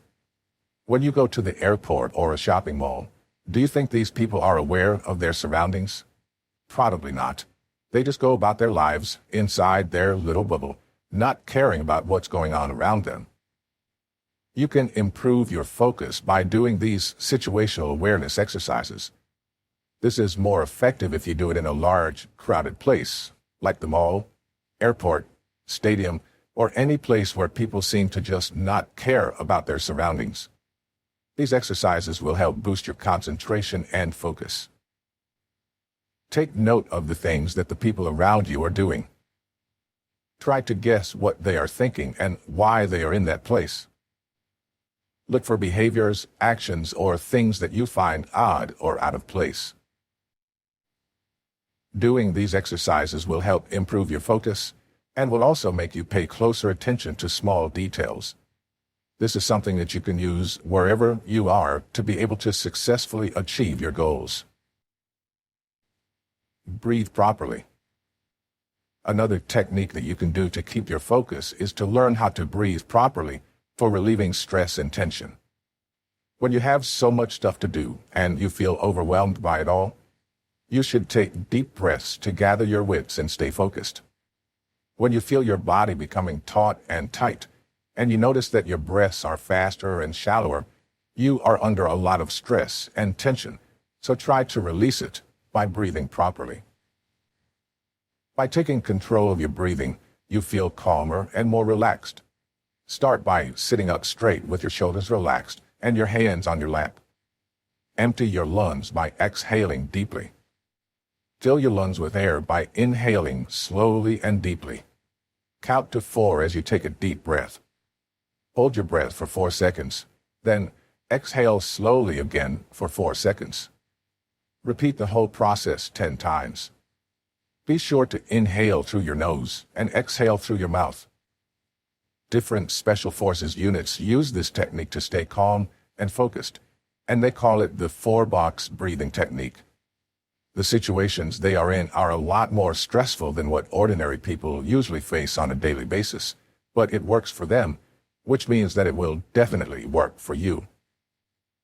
Another breathing technique that you can try is to take 3 deep breaths, making sure that each breath is slower and deeper than the previous one.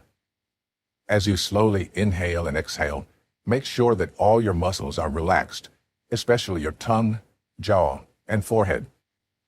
You probably don't notice it, but when you feel stressed and therefore out of focus, your forehead is wrinkled, your jaw is tight, and your tongue is stuck to the roof of your mouth. Just breathe deeply and feel all your muscles relax. You could also wiggle your toes or bend your knees a bit to further keep your body relaxed. Have a distraction to-do list. Oftentimes, you find yourself thinking about something else while you are working on something. For example, you are finishing a report about your company's monthly sales, and sometimes things just pop in your head, whether they are related to what you are working on or not.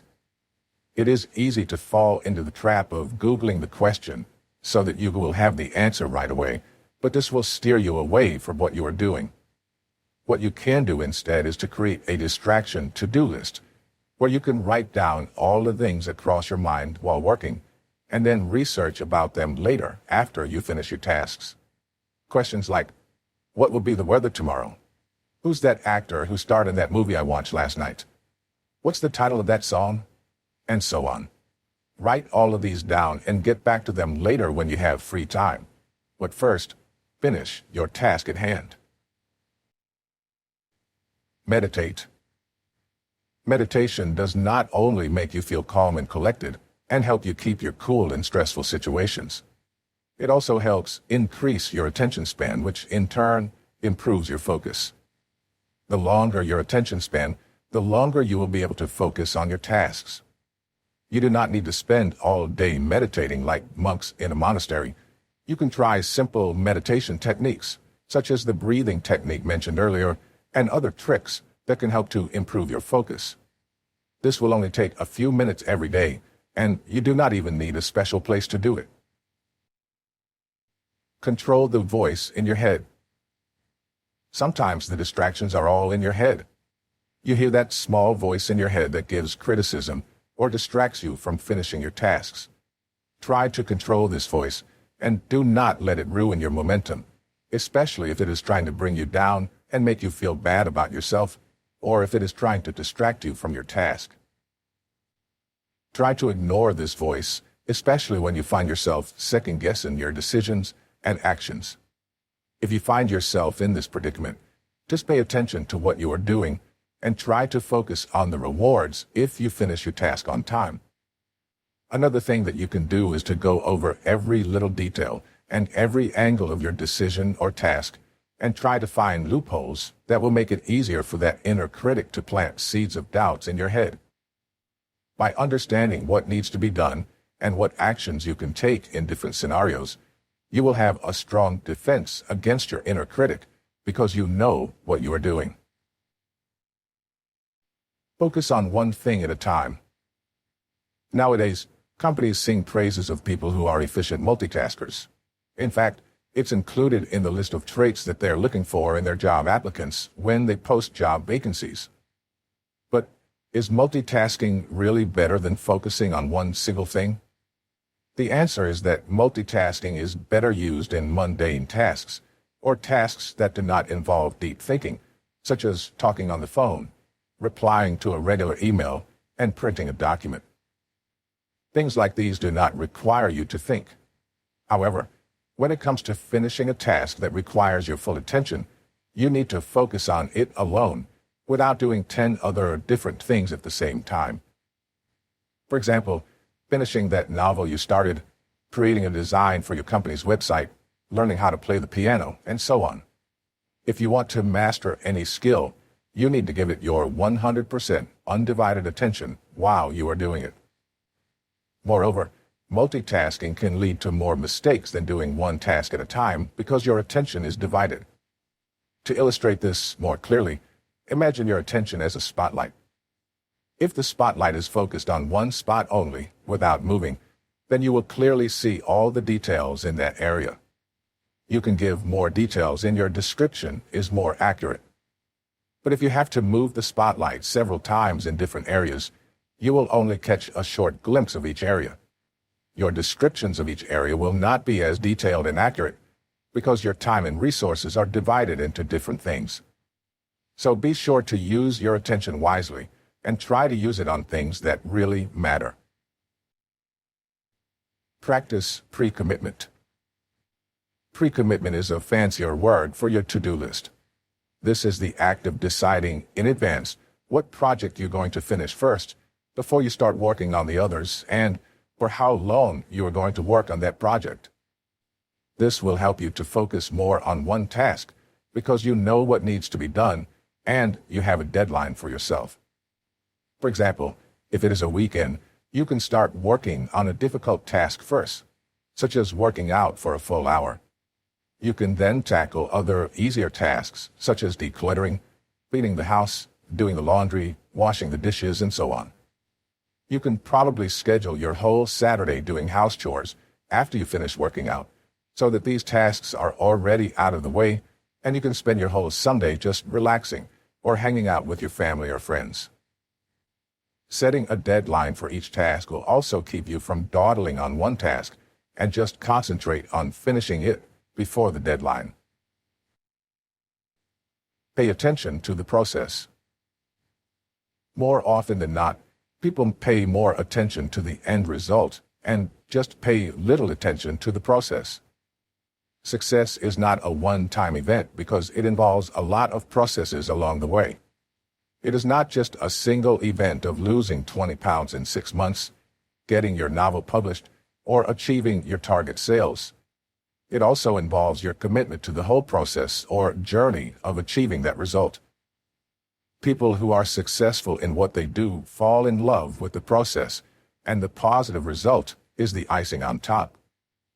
For example, to become a published writer, your main goal is to get published, of course, but you have to fall in love with the tedious process of writing and editing and researching if you want to achieve your goal. If your goal is to lose weight, you have to fall in love with keeping in shape by eating healthy food and going to the gym. Success and rewards are just the tip of the iceberg, and this is what people often see. They fail to realize that there is a lot more underneath, which includes perseverance, hard work, discipline, and many other things that contribute to a person's success. Chapter 7. Forming good habits and breaking bad habits.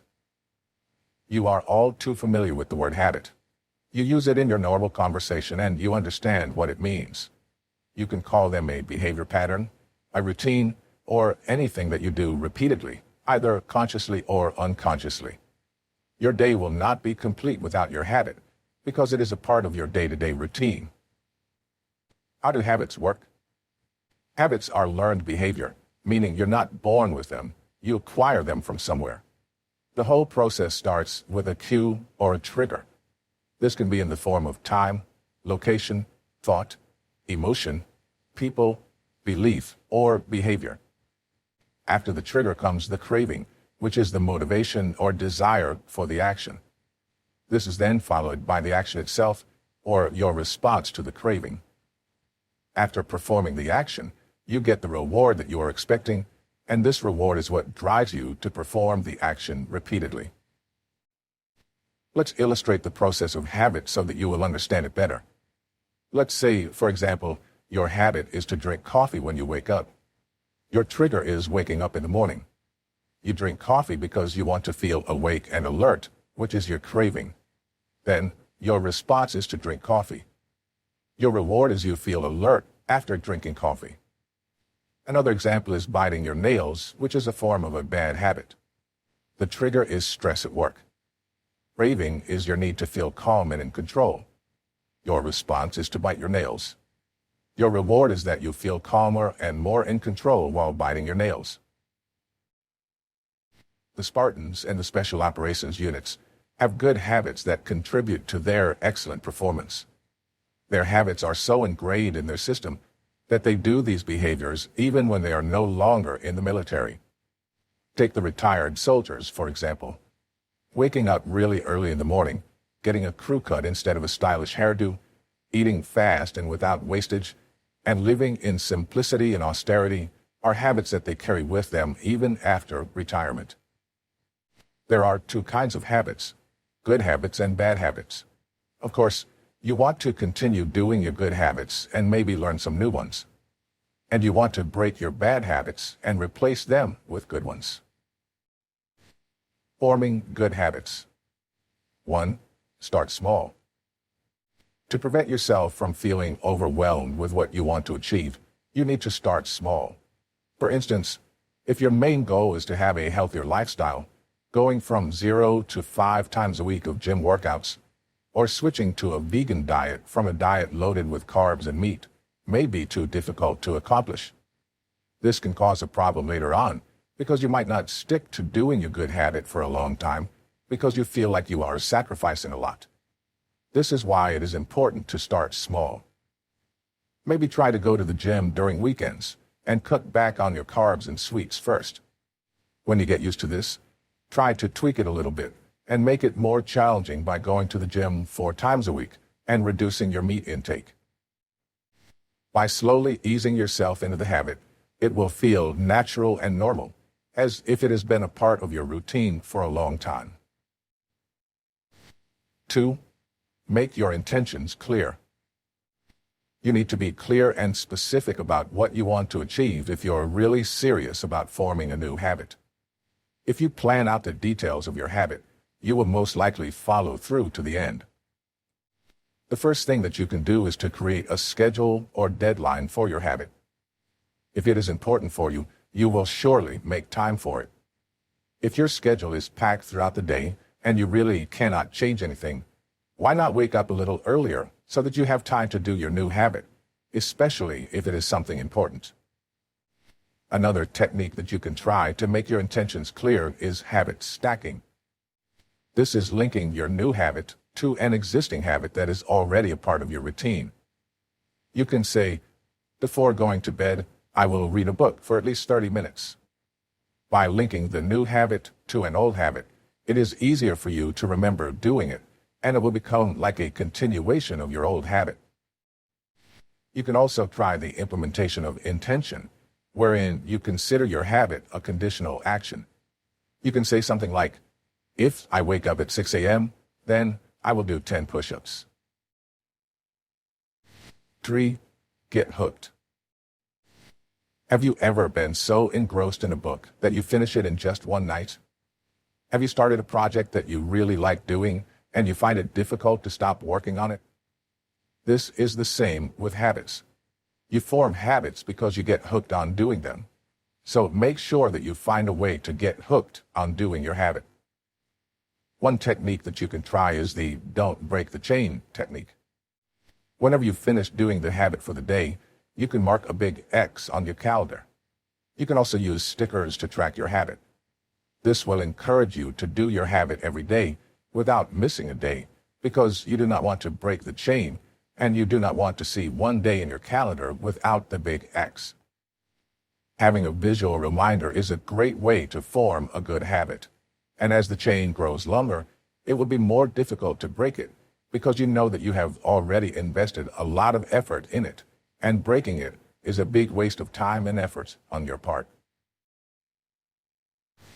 4. Change your environment. Your environment has a big part in developing habits. Consider the Spartans and the Special Operations units. Their environments are not necessarily comfortable, but they are effective in forming good habits and breaking bad ones.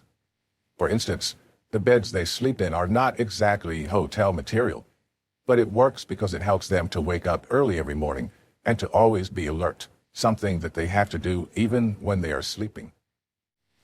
You also need to learn about the activation energy, or the level of energy required to get something done.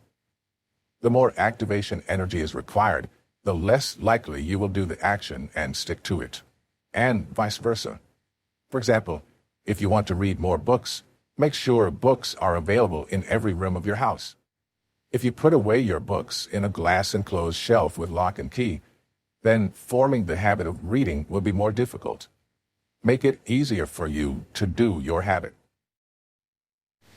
5. Be accountable. If you are held accountable for your actions, you're most likely to stick to doing your habits. One good idea is to make your goal public. Tell your family or friends about what you are trying to achieve, whether it is eating healthier, getting more exercise, minimizing impulse buying, waking up early, and so on. By letting people know about your plans, you'll feel more obligated to follow through, because you don't want to embarrass yourself and let people think that you're all talk and no substance. You can also find an accountability partner who will help you track your progress and make you stick to your plan. Remember how the Spartan women treated men while training? They teased and ridiculed men to make them perform well. You don't necessarily need someone to shame you just to make you do what you need to do, because that is an extreme method.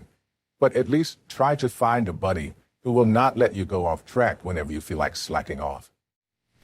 Soldiers also have buddies while training who help them get through the different tasks, but also boosts their morale when they feel down.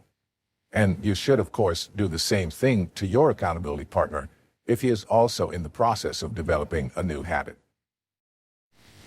6. Make it a part of yourself. Habits are a part of a person's identity. You associate the habit to the person, and sometimes it is what the person is known for. When someone asks you about your friends, you'll say something like, I have a friend who loves to exercise and goes to the gym every day. Or, There's this friend of mine who can't function at all without drinking her cup of coffee first.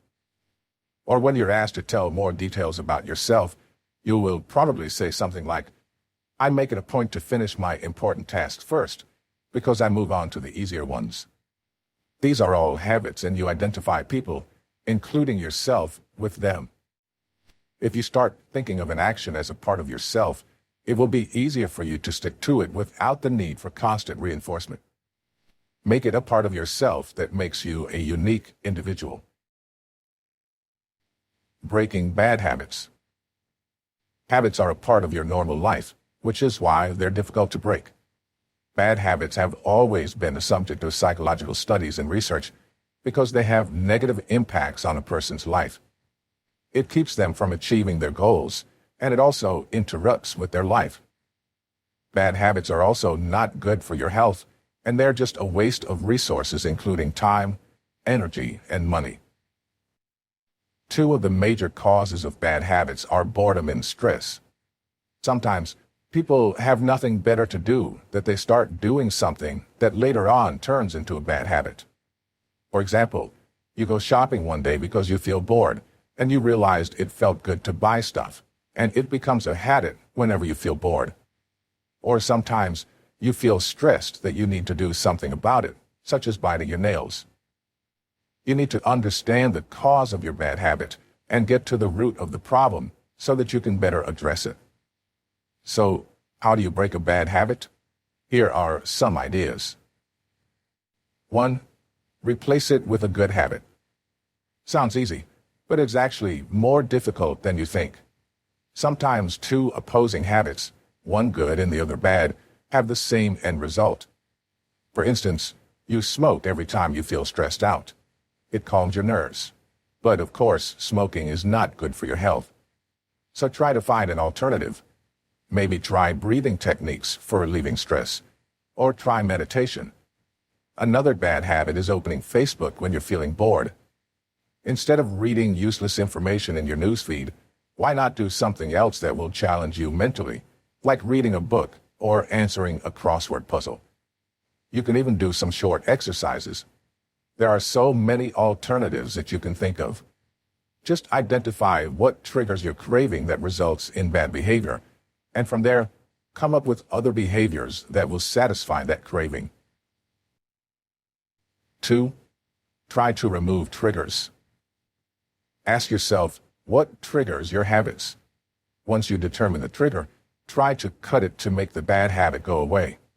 For example, if you find yourself reaching for that bottle of alcohol whenever you feel lonely, it means your trigger is the feeling of loneliness. You can remove that feeling of loneliness by reaching out to your loved ones or learning a hobby, which can replace your habit of drinking. Keep in mind that habit is different from addiction. If you're addicted, which means you are already an alcoholic, you need to seek professional help.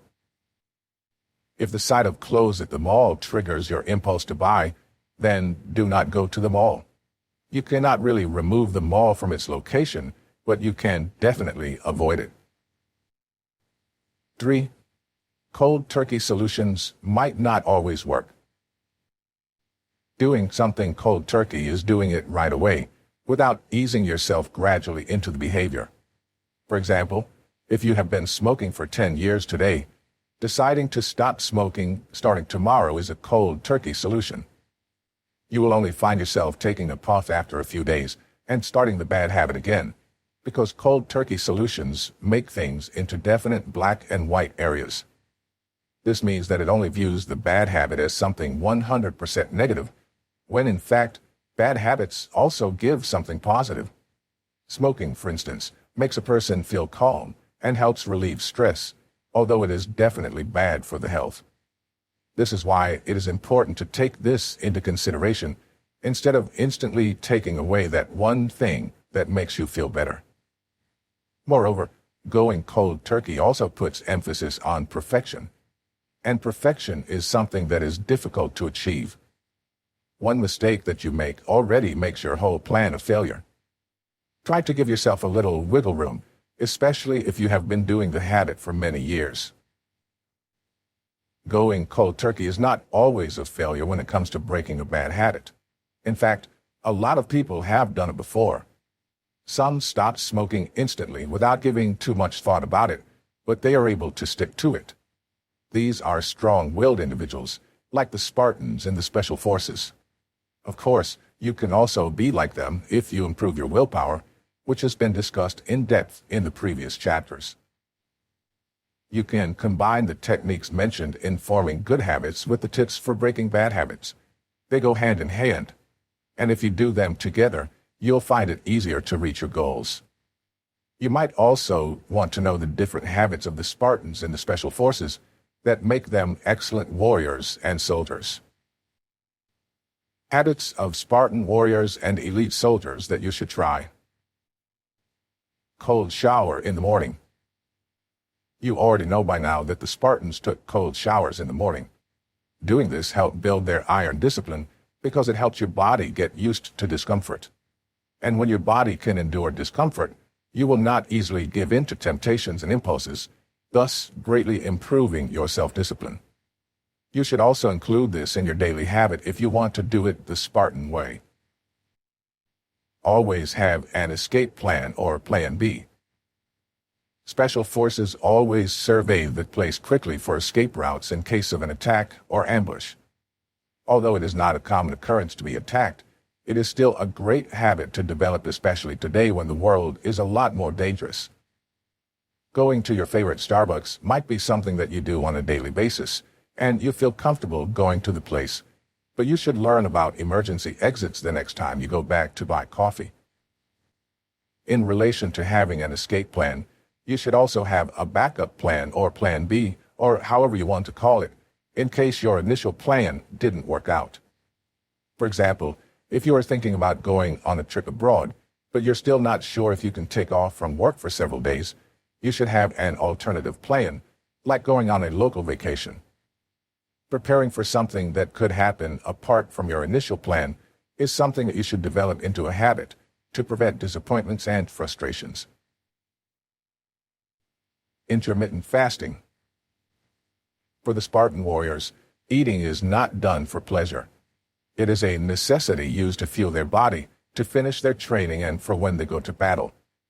The Spartans didn't wake up in the middle of the night and go to the kitchen for a midnight snack, or munch on something when they feel bored. And neither do the Special Forces. They eat because they need to, not because they want to. Intermittent fasting is a habit that the Spartans practiced. While on fasting, your senses will be more sensitive to stimuli, and you will be on high alert. After eating, you'll feel like resting, and you're not in the mood to do anything. This does not mean that you should not eat because, of course, you need food to live, but only eat what your body needs for nourishment. Moreover, a lot of studies show that intermittent fasting is effective if you're trying to lose weight. It surely has a lot of benefits. No wonder the Spartans did it thousands of years ago. You can try something like not eating anything from 8 p.m. to 12 noon. This is easy because you sleep most of the time during these hours. You can also try doing it alternately. One day you'll go fasting, and the next you will eat normally. It's up to you what you think will work best, but this is a great habit to pick up because it promotes eating only what your body needs, and it prevents you from eating unnecessarily. Start your day early. Soldiers are known for being early risers. You will already see them up and about even before the sun rises. And they're not like most people who are still half asleep after getting up. They are alert and already being productive. Most of them spend the first waking hour of their day running because they want to keep their blood flowing first thing in the morning. Jogging in the morning is not only a good cardio exercise, it also increases your mental alertness throughout the day. It helps you get ready for the day's tasks. Moreover, by waking up early, you'll be able to accomplish more and also finish tasks early on. However, not all people are early risers no matter what they do. They simply function better during nighttime. There's nothing wrong with this, as long as you finish what needs to be done on time. It is just preferred by the military to wake up early, because nothing beats getting up early in the morning and jogging outside to the sound of birds chirping and just when the sun is about to rise. heavy lifting 3 times a week. If you want to look like a Spartan warrior or a military man, you should start working on those muscles by lifting heavy weights at least thrice a week. Do not go straight for those small dumbbells, followed by bicep curls. You should follow an effective program for lifting weight, such as Strong Lifts 5x5, that focuses on your strength and size. You should spend your time doing the deadlift, the bench press, the overhead press, and the squat. Increase the intensity of your workout by adding more weight and counts to your current workout. This will not only improve your physique, strength, and stamina, it will also make you mentally tough because you're able to endure a physical workout of this intensity several days a week. Good grooming.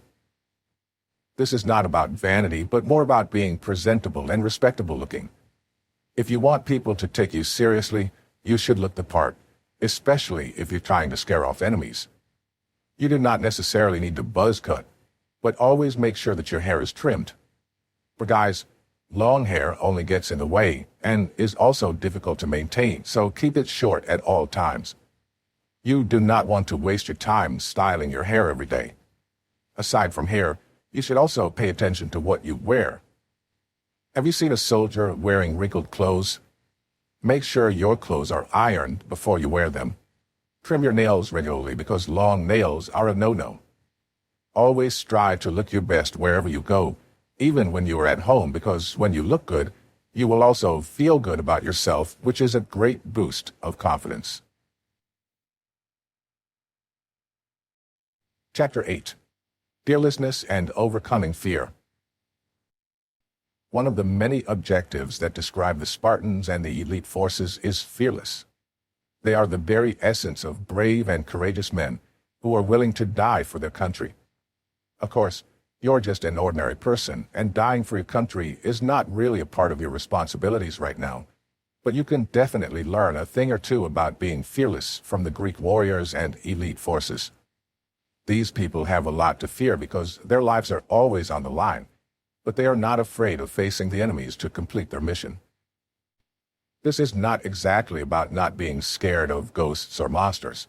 You're not a child anymore after all.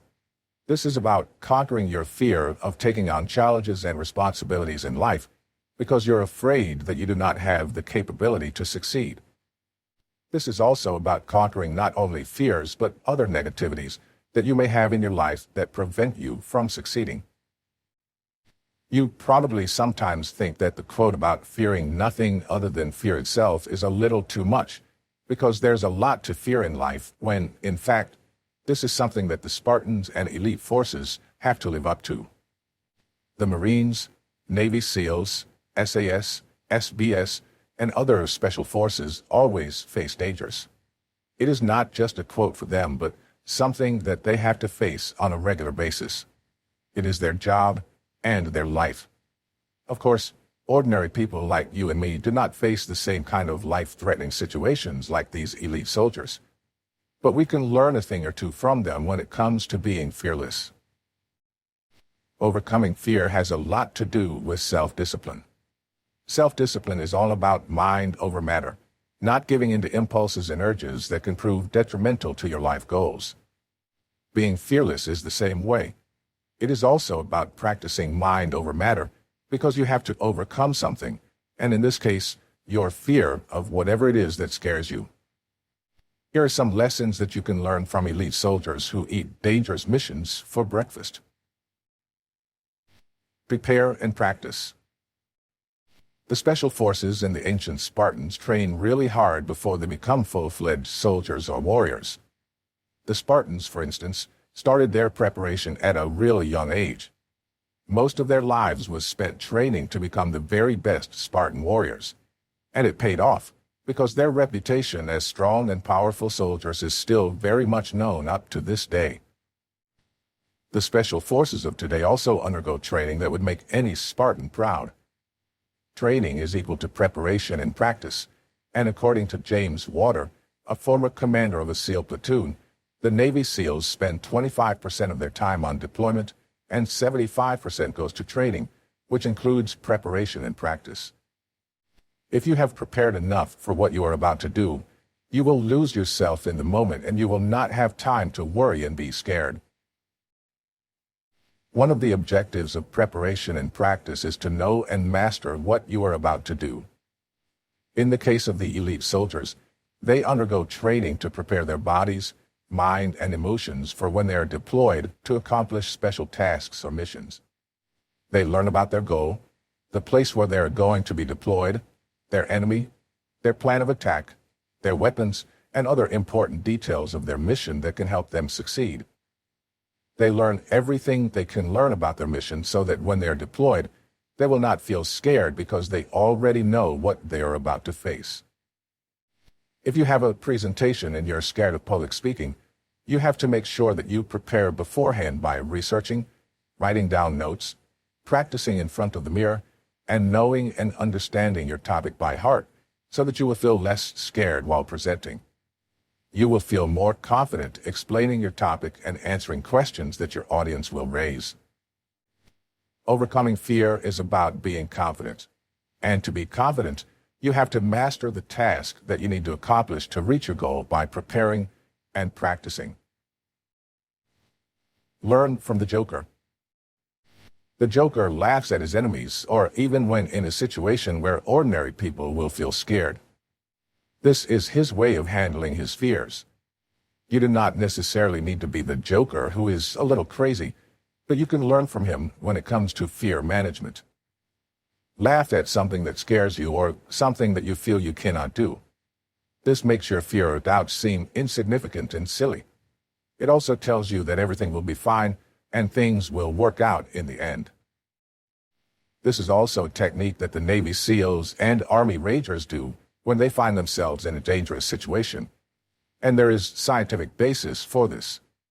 A research conducted by the Stanford University showed that people who made jokes after looking at disturbing pictures coped a lot better than people who did not about what they saw. If you feel scared about cutting back on all the things that you're used to having but don't really need, such as your daily dose of Starbucks coffee or your monthly shopping spree, you should just look at it as something funny and frivolous, which will make it easier for you to do them. If you feel afraid of going into the shower without hot water, you should make a joke about it or laugh at yourself for being scared of something so silly, and you will feel your fear go away.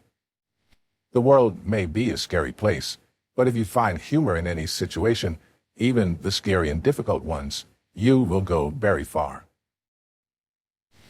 Let it go. Okay, this is not about that Disney movie, but this can help a lot when it comes to overcoming your fear. Colonel David M. Benedek, MD, believes that talking about one's fears is a great way to overcome fear itself, because it helps you understand your fear more. Soldiers who are in a dangerous situation are encouraged to talk to their peers while on deployment to help them find meaning in what they do. After deployment, when the soldiers return to their homes, they are encouraged to talk to experts or undergo therapy because it helps them make sense of what they have experienced while on deployment. These soldiers have seen and experienced a lot of traumatic things that will make any ordinary person be scarred for life, but talking about it at least diminishes the feeling of fear. You can talk to someone you trust, like a close friend or family, if you have fears that you would like to overcome.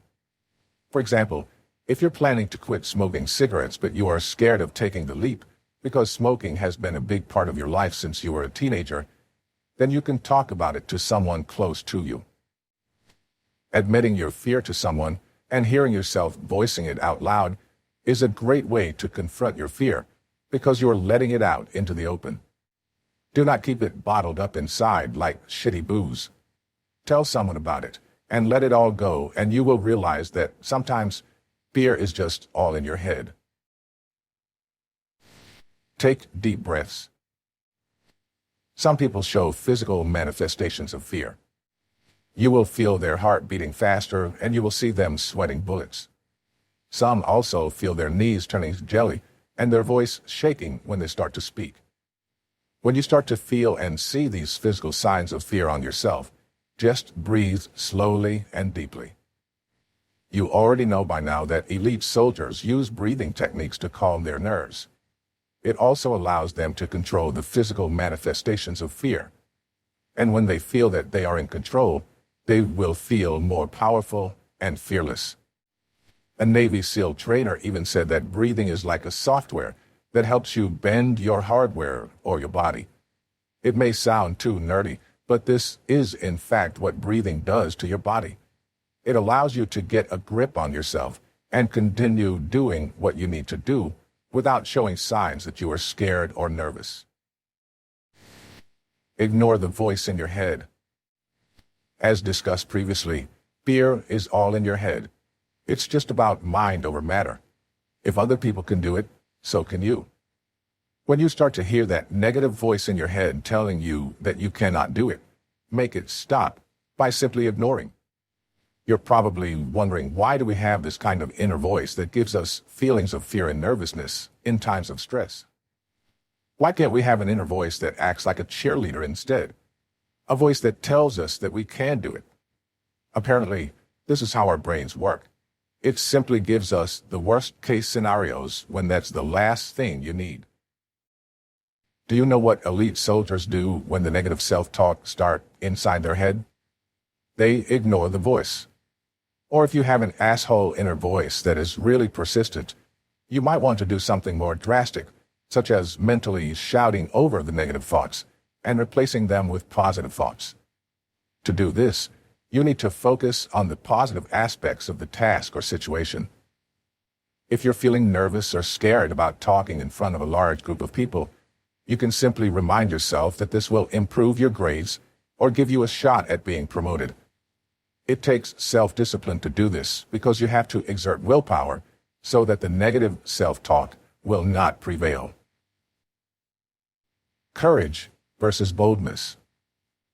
You need to know the difference between the two because they are sometimes used interchangeably when, in fact, they are not exactly the same. Let's understand more about these terms by looking at the two powerful ancient Greek cities, Athens and Sparta.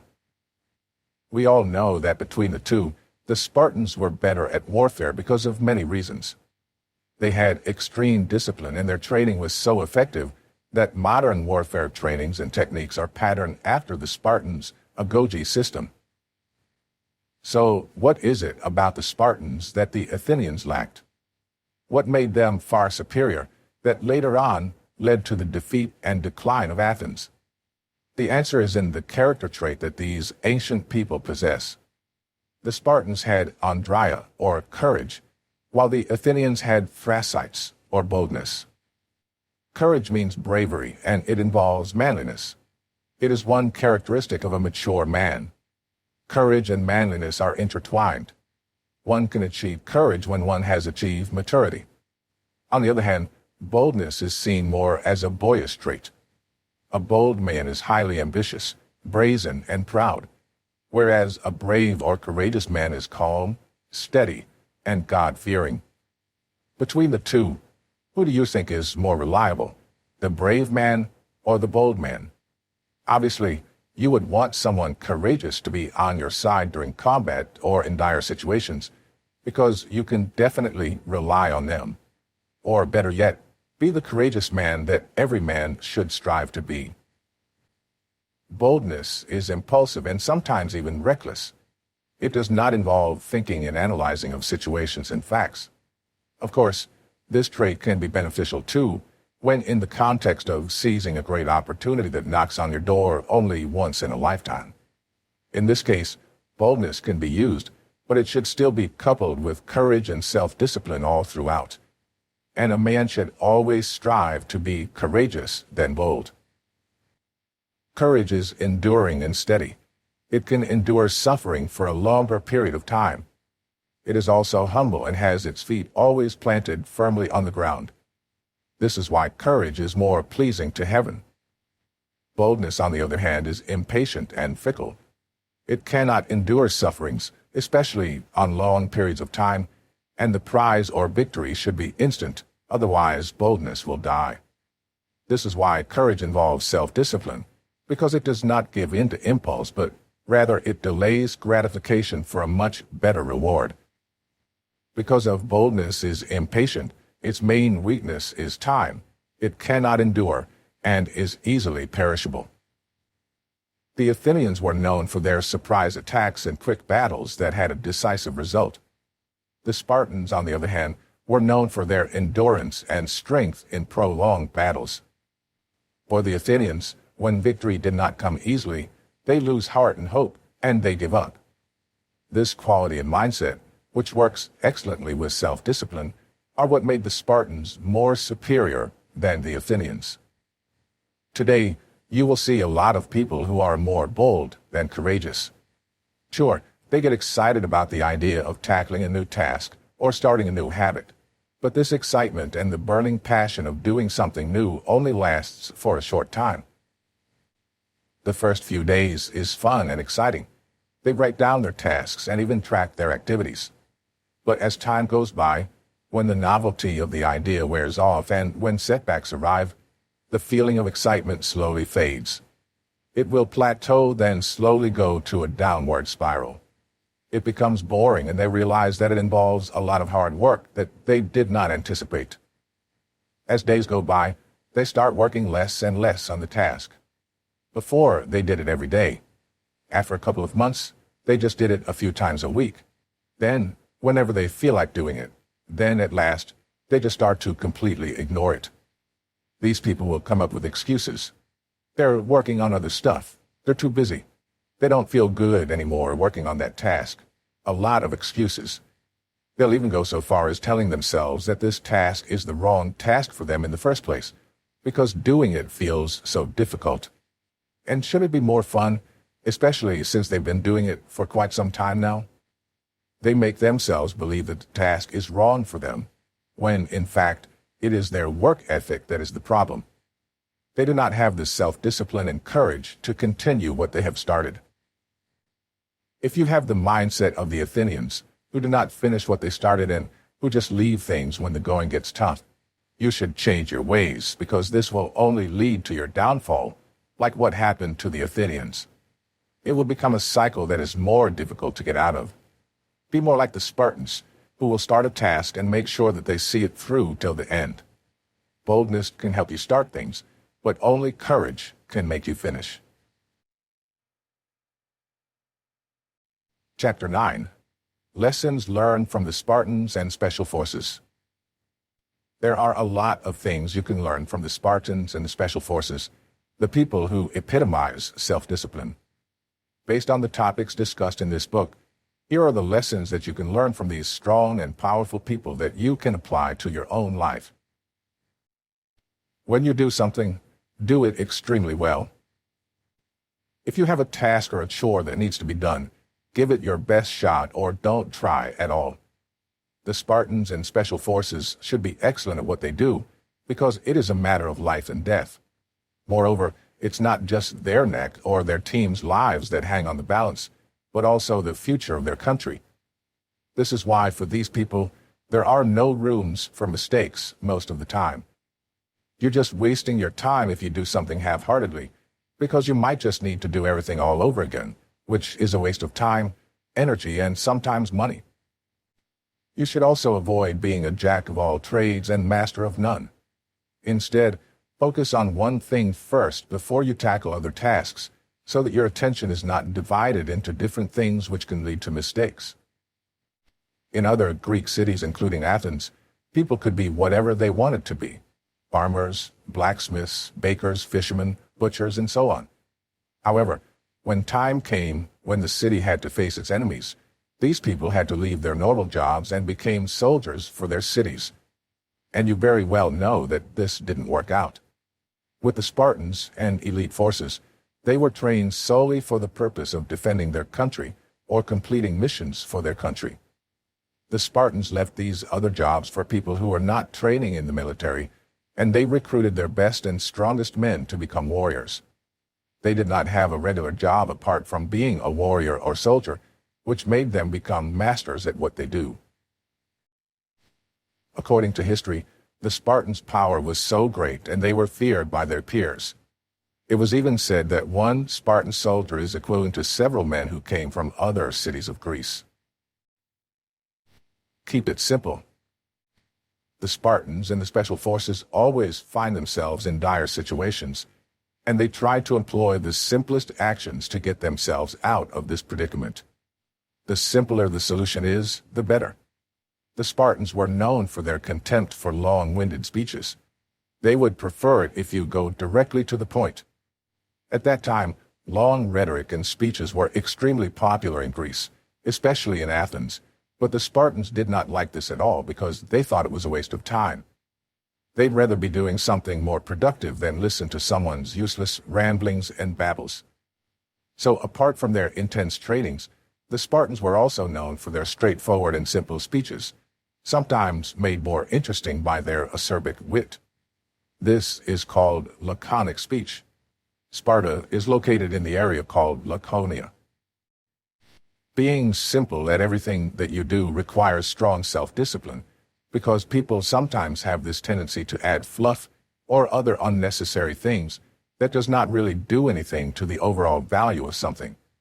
As they say, less is more, and this is true for the Spartans and Special Forces. Avoid excessiveness.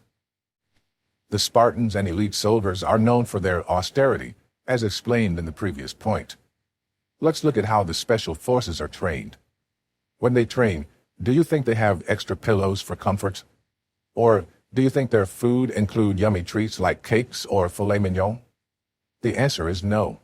They make do with the basic minimum required to survive.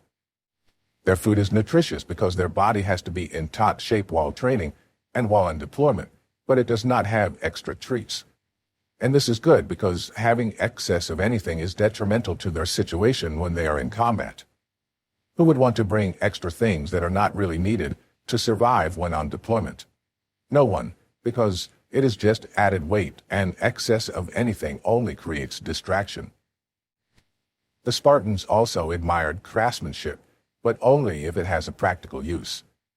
One example is the Spartans' roof beams. Their law required them to keep the shape of the log as is, without adding finishing touches. Athenians, on the other hand, loved beautiful and luxurious things, and their roof beams are shaped like squares with fine details. When a Spartan visited the house of an Athenian, he was curious about the roof beam. He asked, "Do trees in Athens grow in square shapes?" The Athenian replied, "No, of course not." "Then why would you make them square? Would you make them round if they grew square?" To the Spartan, it was unnecessary to make the roof beam square, and it seemed a little excessive because it was a waste of time, energy, and money. There's another story that shows the austerity of the Spartans in another context. In 479 BCE, the Spartans, together with their Greek allies, defeated the Persians at Plataea, a city in Greece. They acquired a lot of things from the Persians, including King Xerxes' opulent pavilions. The pavilions were outfitted with hundreds of servants, including cooks and wine stewards. The Spartan regent Pausanias ordered the Persian cooks to whip up dinner for them, something that King Xerxes normally eats. He also ordered his own cooks to prepare a standard Spartan dinner. When the cooks were done, Pausanias and his peers were surprised at the difference between the two dinners. The Persians prepared a lavish banquet that had several courses, including scrumptious sweets and treats for dessert. The food was also served on plates made of gold, and the finest wines were offered.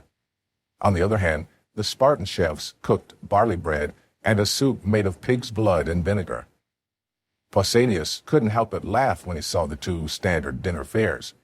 He commented that the Persians had to travel far just to rob the Spartans of their poverty. Living like the Spartans and the elite soldiers requires strong self-discipline, because you will sometimes feel like you are lacking something when in fact you have everything you need. If you see these unnecessary things in life as just that, unnecessary excesses, it will be easier for you to let go of them and just focus on what you truly need in life. Wanting versus willing. What is the difference between these two words?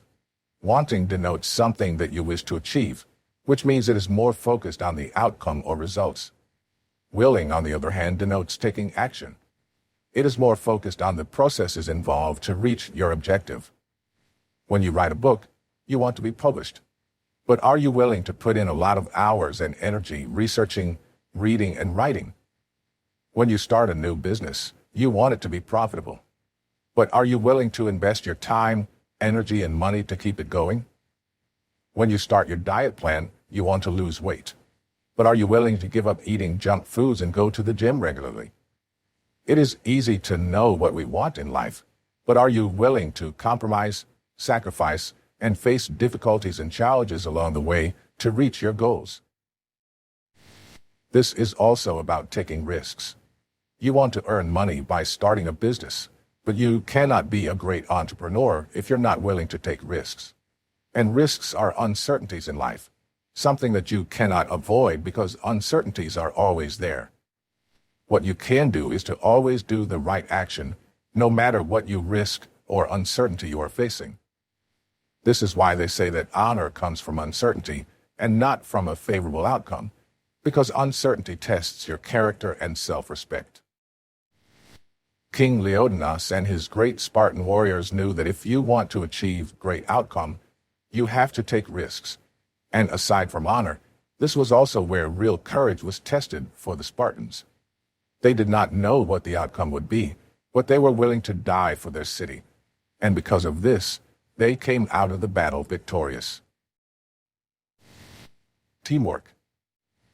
The Spartans and the Special Forces are two perfect examples of how teamwork should look like. Elite soldiers, for instance, find themselves in dangerous situations, and they have no one else to rely on except the other soldiers in their team. Moreover, the success of their operation relies not just on one person, but on the whole team. They trained and lived with a group of people before being deployed to wherever they are needed. The Spartan also lived with other soldiers in communal messes at the young age of 7. And when they finished the undefeated system at the age of 20, they then became citizens of the state and a member of a club which was made up of 15 members who are already citizens in one team. They formed camaraderie and a special bond, and they learned to rely on each other. They called each other equals because they do the same things, and they were also taught that when in infantry line, all the soldiers were equal. None was more superior than the others, and each member of the team is responsible for his comrade. Embrace hardship. The main objective of a civilized life is to be comfortable at all times. A lot of things are invented for this reason. For example, stores that are open 24/7 are so popular because people can buy whatever they want or need any time of the day. Online shopping is also a convenient way to shop because you do not need to go to the physical store with crowds of people just to buy things. Making your bed can be a hassle because of the many things that you need to put, such as pillows, pillowcases, duvet, flat sheet, blanket, and so on. These things are considered necessities in modern society because it makes sleeping a lot more comfortable. There's nothing wrong with being comfortable. It only becomes a problem when you get so used to it that you forget how to deal with difficulties and challenges in life. Have you ever wondered why there are more people in developed countries who suffer from depression than in developing countries? One reason could be that these people who live in rich nations live comfortably and have nothing to think about and work hard for anymore. People in poor countries experience hardships in life, and they have no time to wallow in self-pity because they need their wits to survive. The Spartans and the elite soldiers embrace hardships because this is what makes them strong. This is what makes them so great at what they do. If you want to be like them, you should also look at hardships in a positive light and embrace it because it will make you a better person in the end. Never give up. Giving up or surrender is not in the vocabulary of the Special Forces units and also the Spartans. If the Navy SEALs gave up, they would have never caught bin Laden. If the Spartans gave up, they would never have defeated the Persians. It is simply out of the question. When the Spartan warriors left their home to fight in combat, their mothers or wives would tell them, "With it or on it." This means that the soldiers should either go back home with their shield with them, meaning they were victorious, or go back home with their bodies on the shield, having died with honor while in combat. Fleeing and running back home, leaving their shield behind, is not an option because their reputation will forever be tarnished. Going back to the Battle of Thermopylae in 480 BCE, King Leonidas was with his troop, composed of 300 Spartans and 7,000 soldiers from other Greek states, guarding the narrow mountain pass at Thermopylae against the Persian invaders, which was composed of around 100 to 150,000 soldiers. The Persians greatly outnumbered the Greeks, and King Xerxes told the Greeks that they would spare them their lives if they gave up their arms. King Leonidas agreed, but on the third day, he realized that the Persians betrayed them, so he ordered the rest of his troops to leave. The Spartans stayed behind and fought the Persians until the end, despite having no weapons and being greatly outnumbered. Your situations are less extreme than what the Spartans faced during their time, but you can learn something valuable from these great people, that even when the odds are against you, you still keep going. You give it all you've got, and you never give up.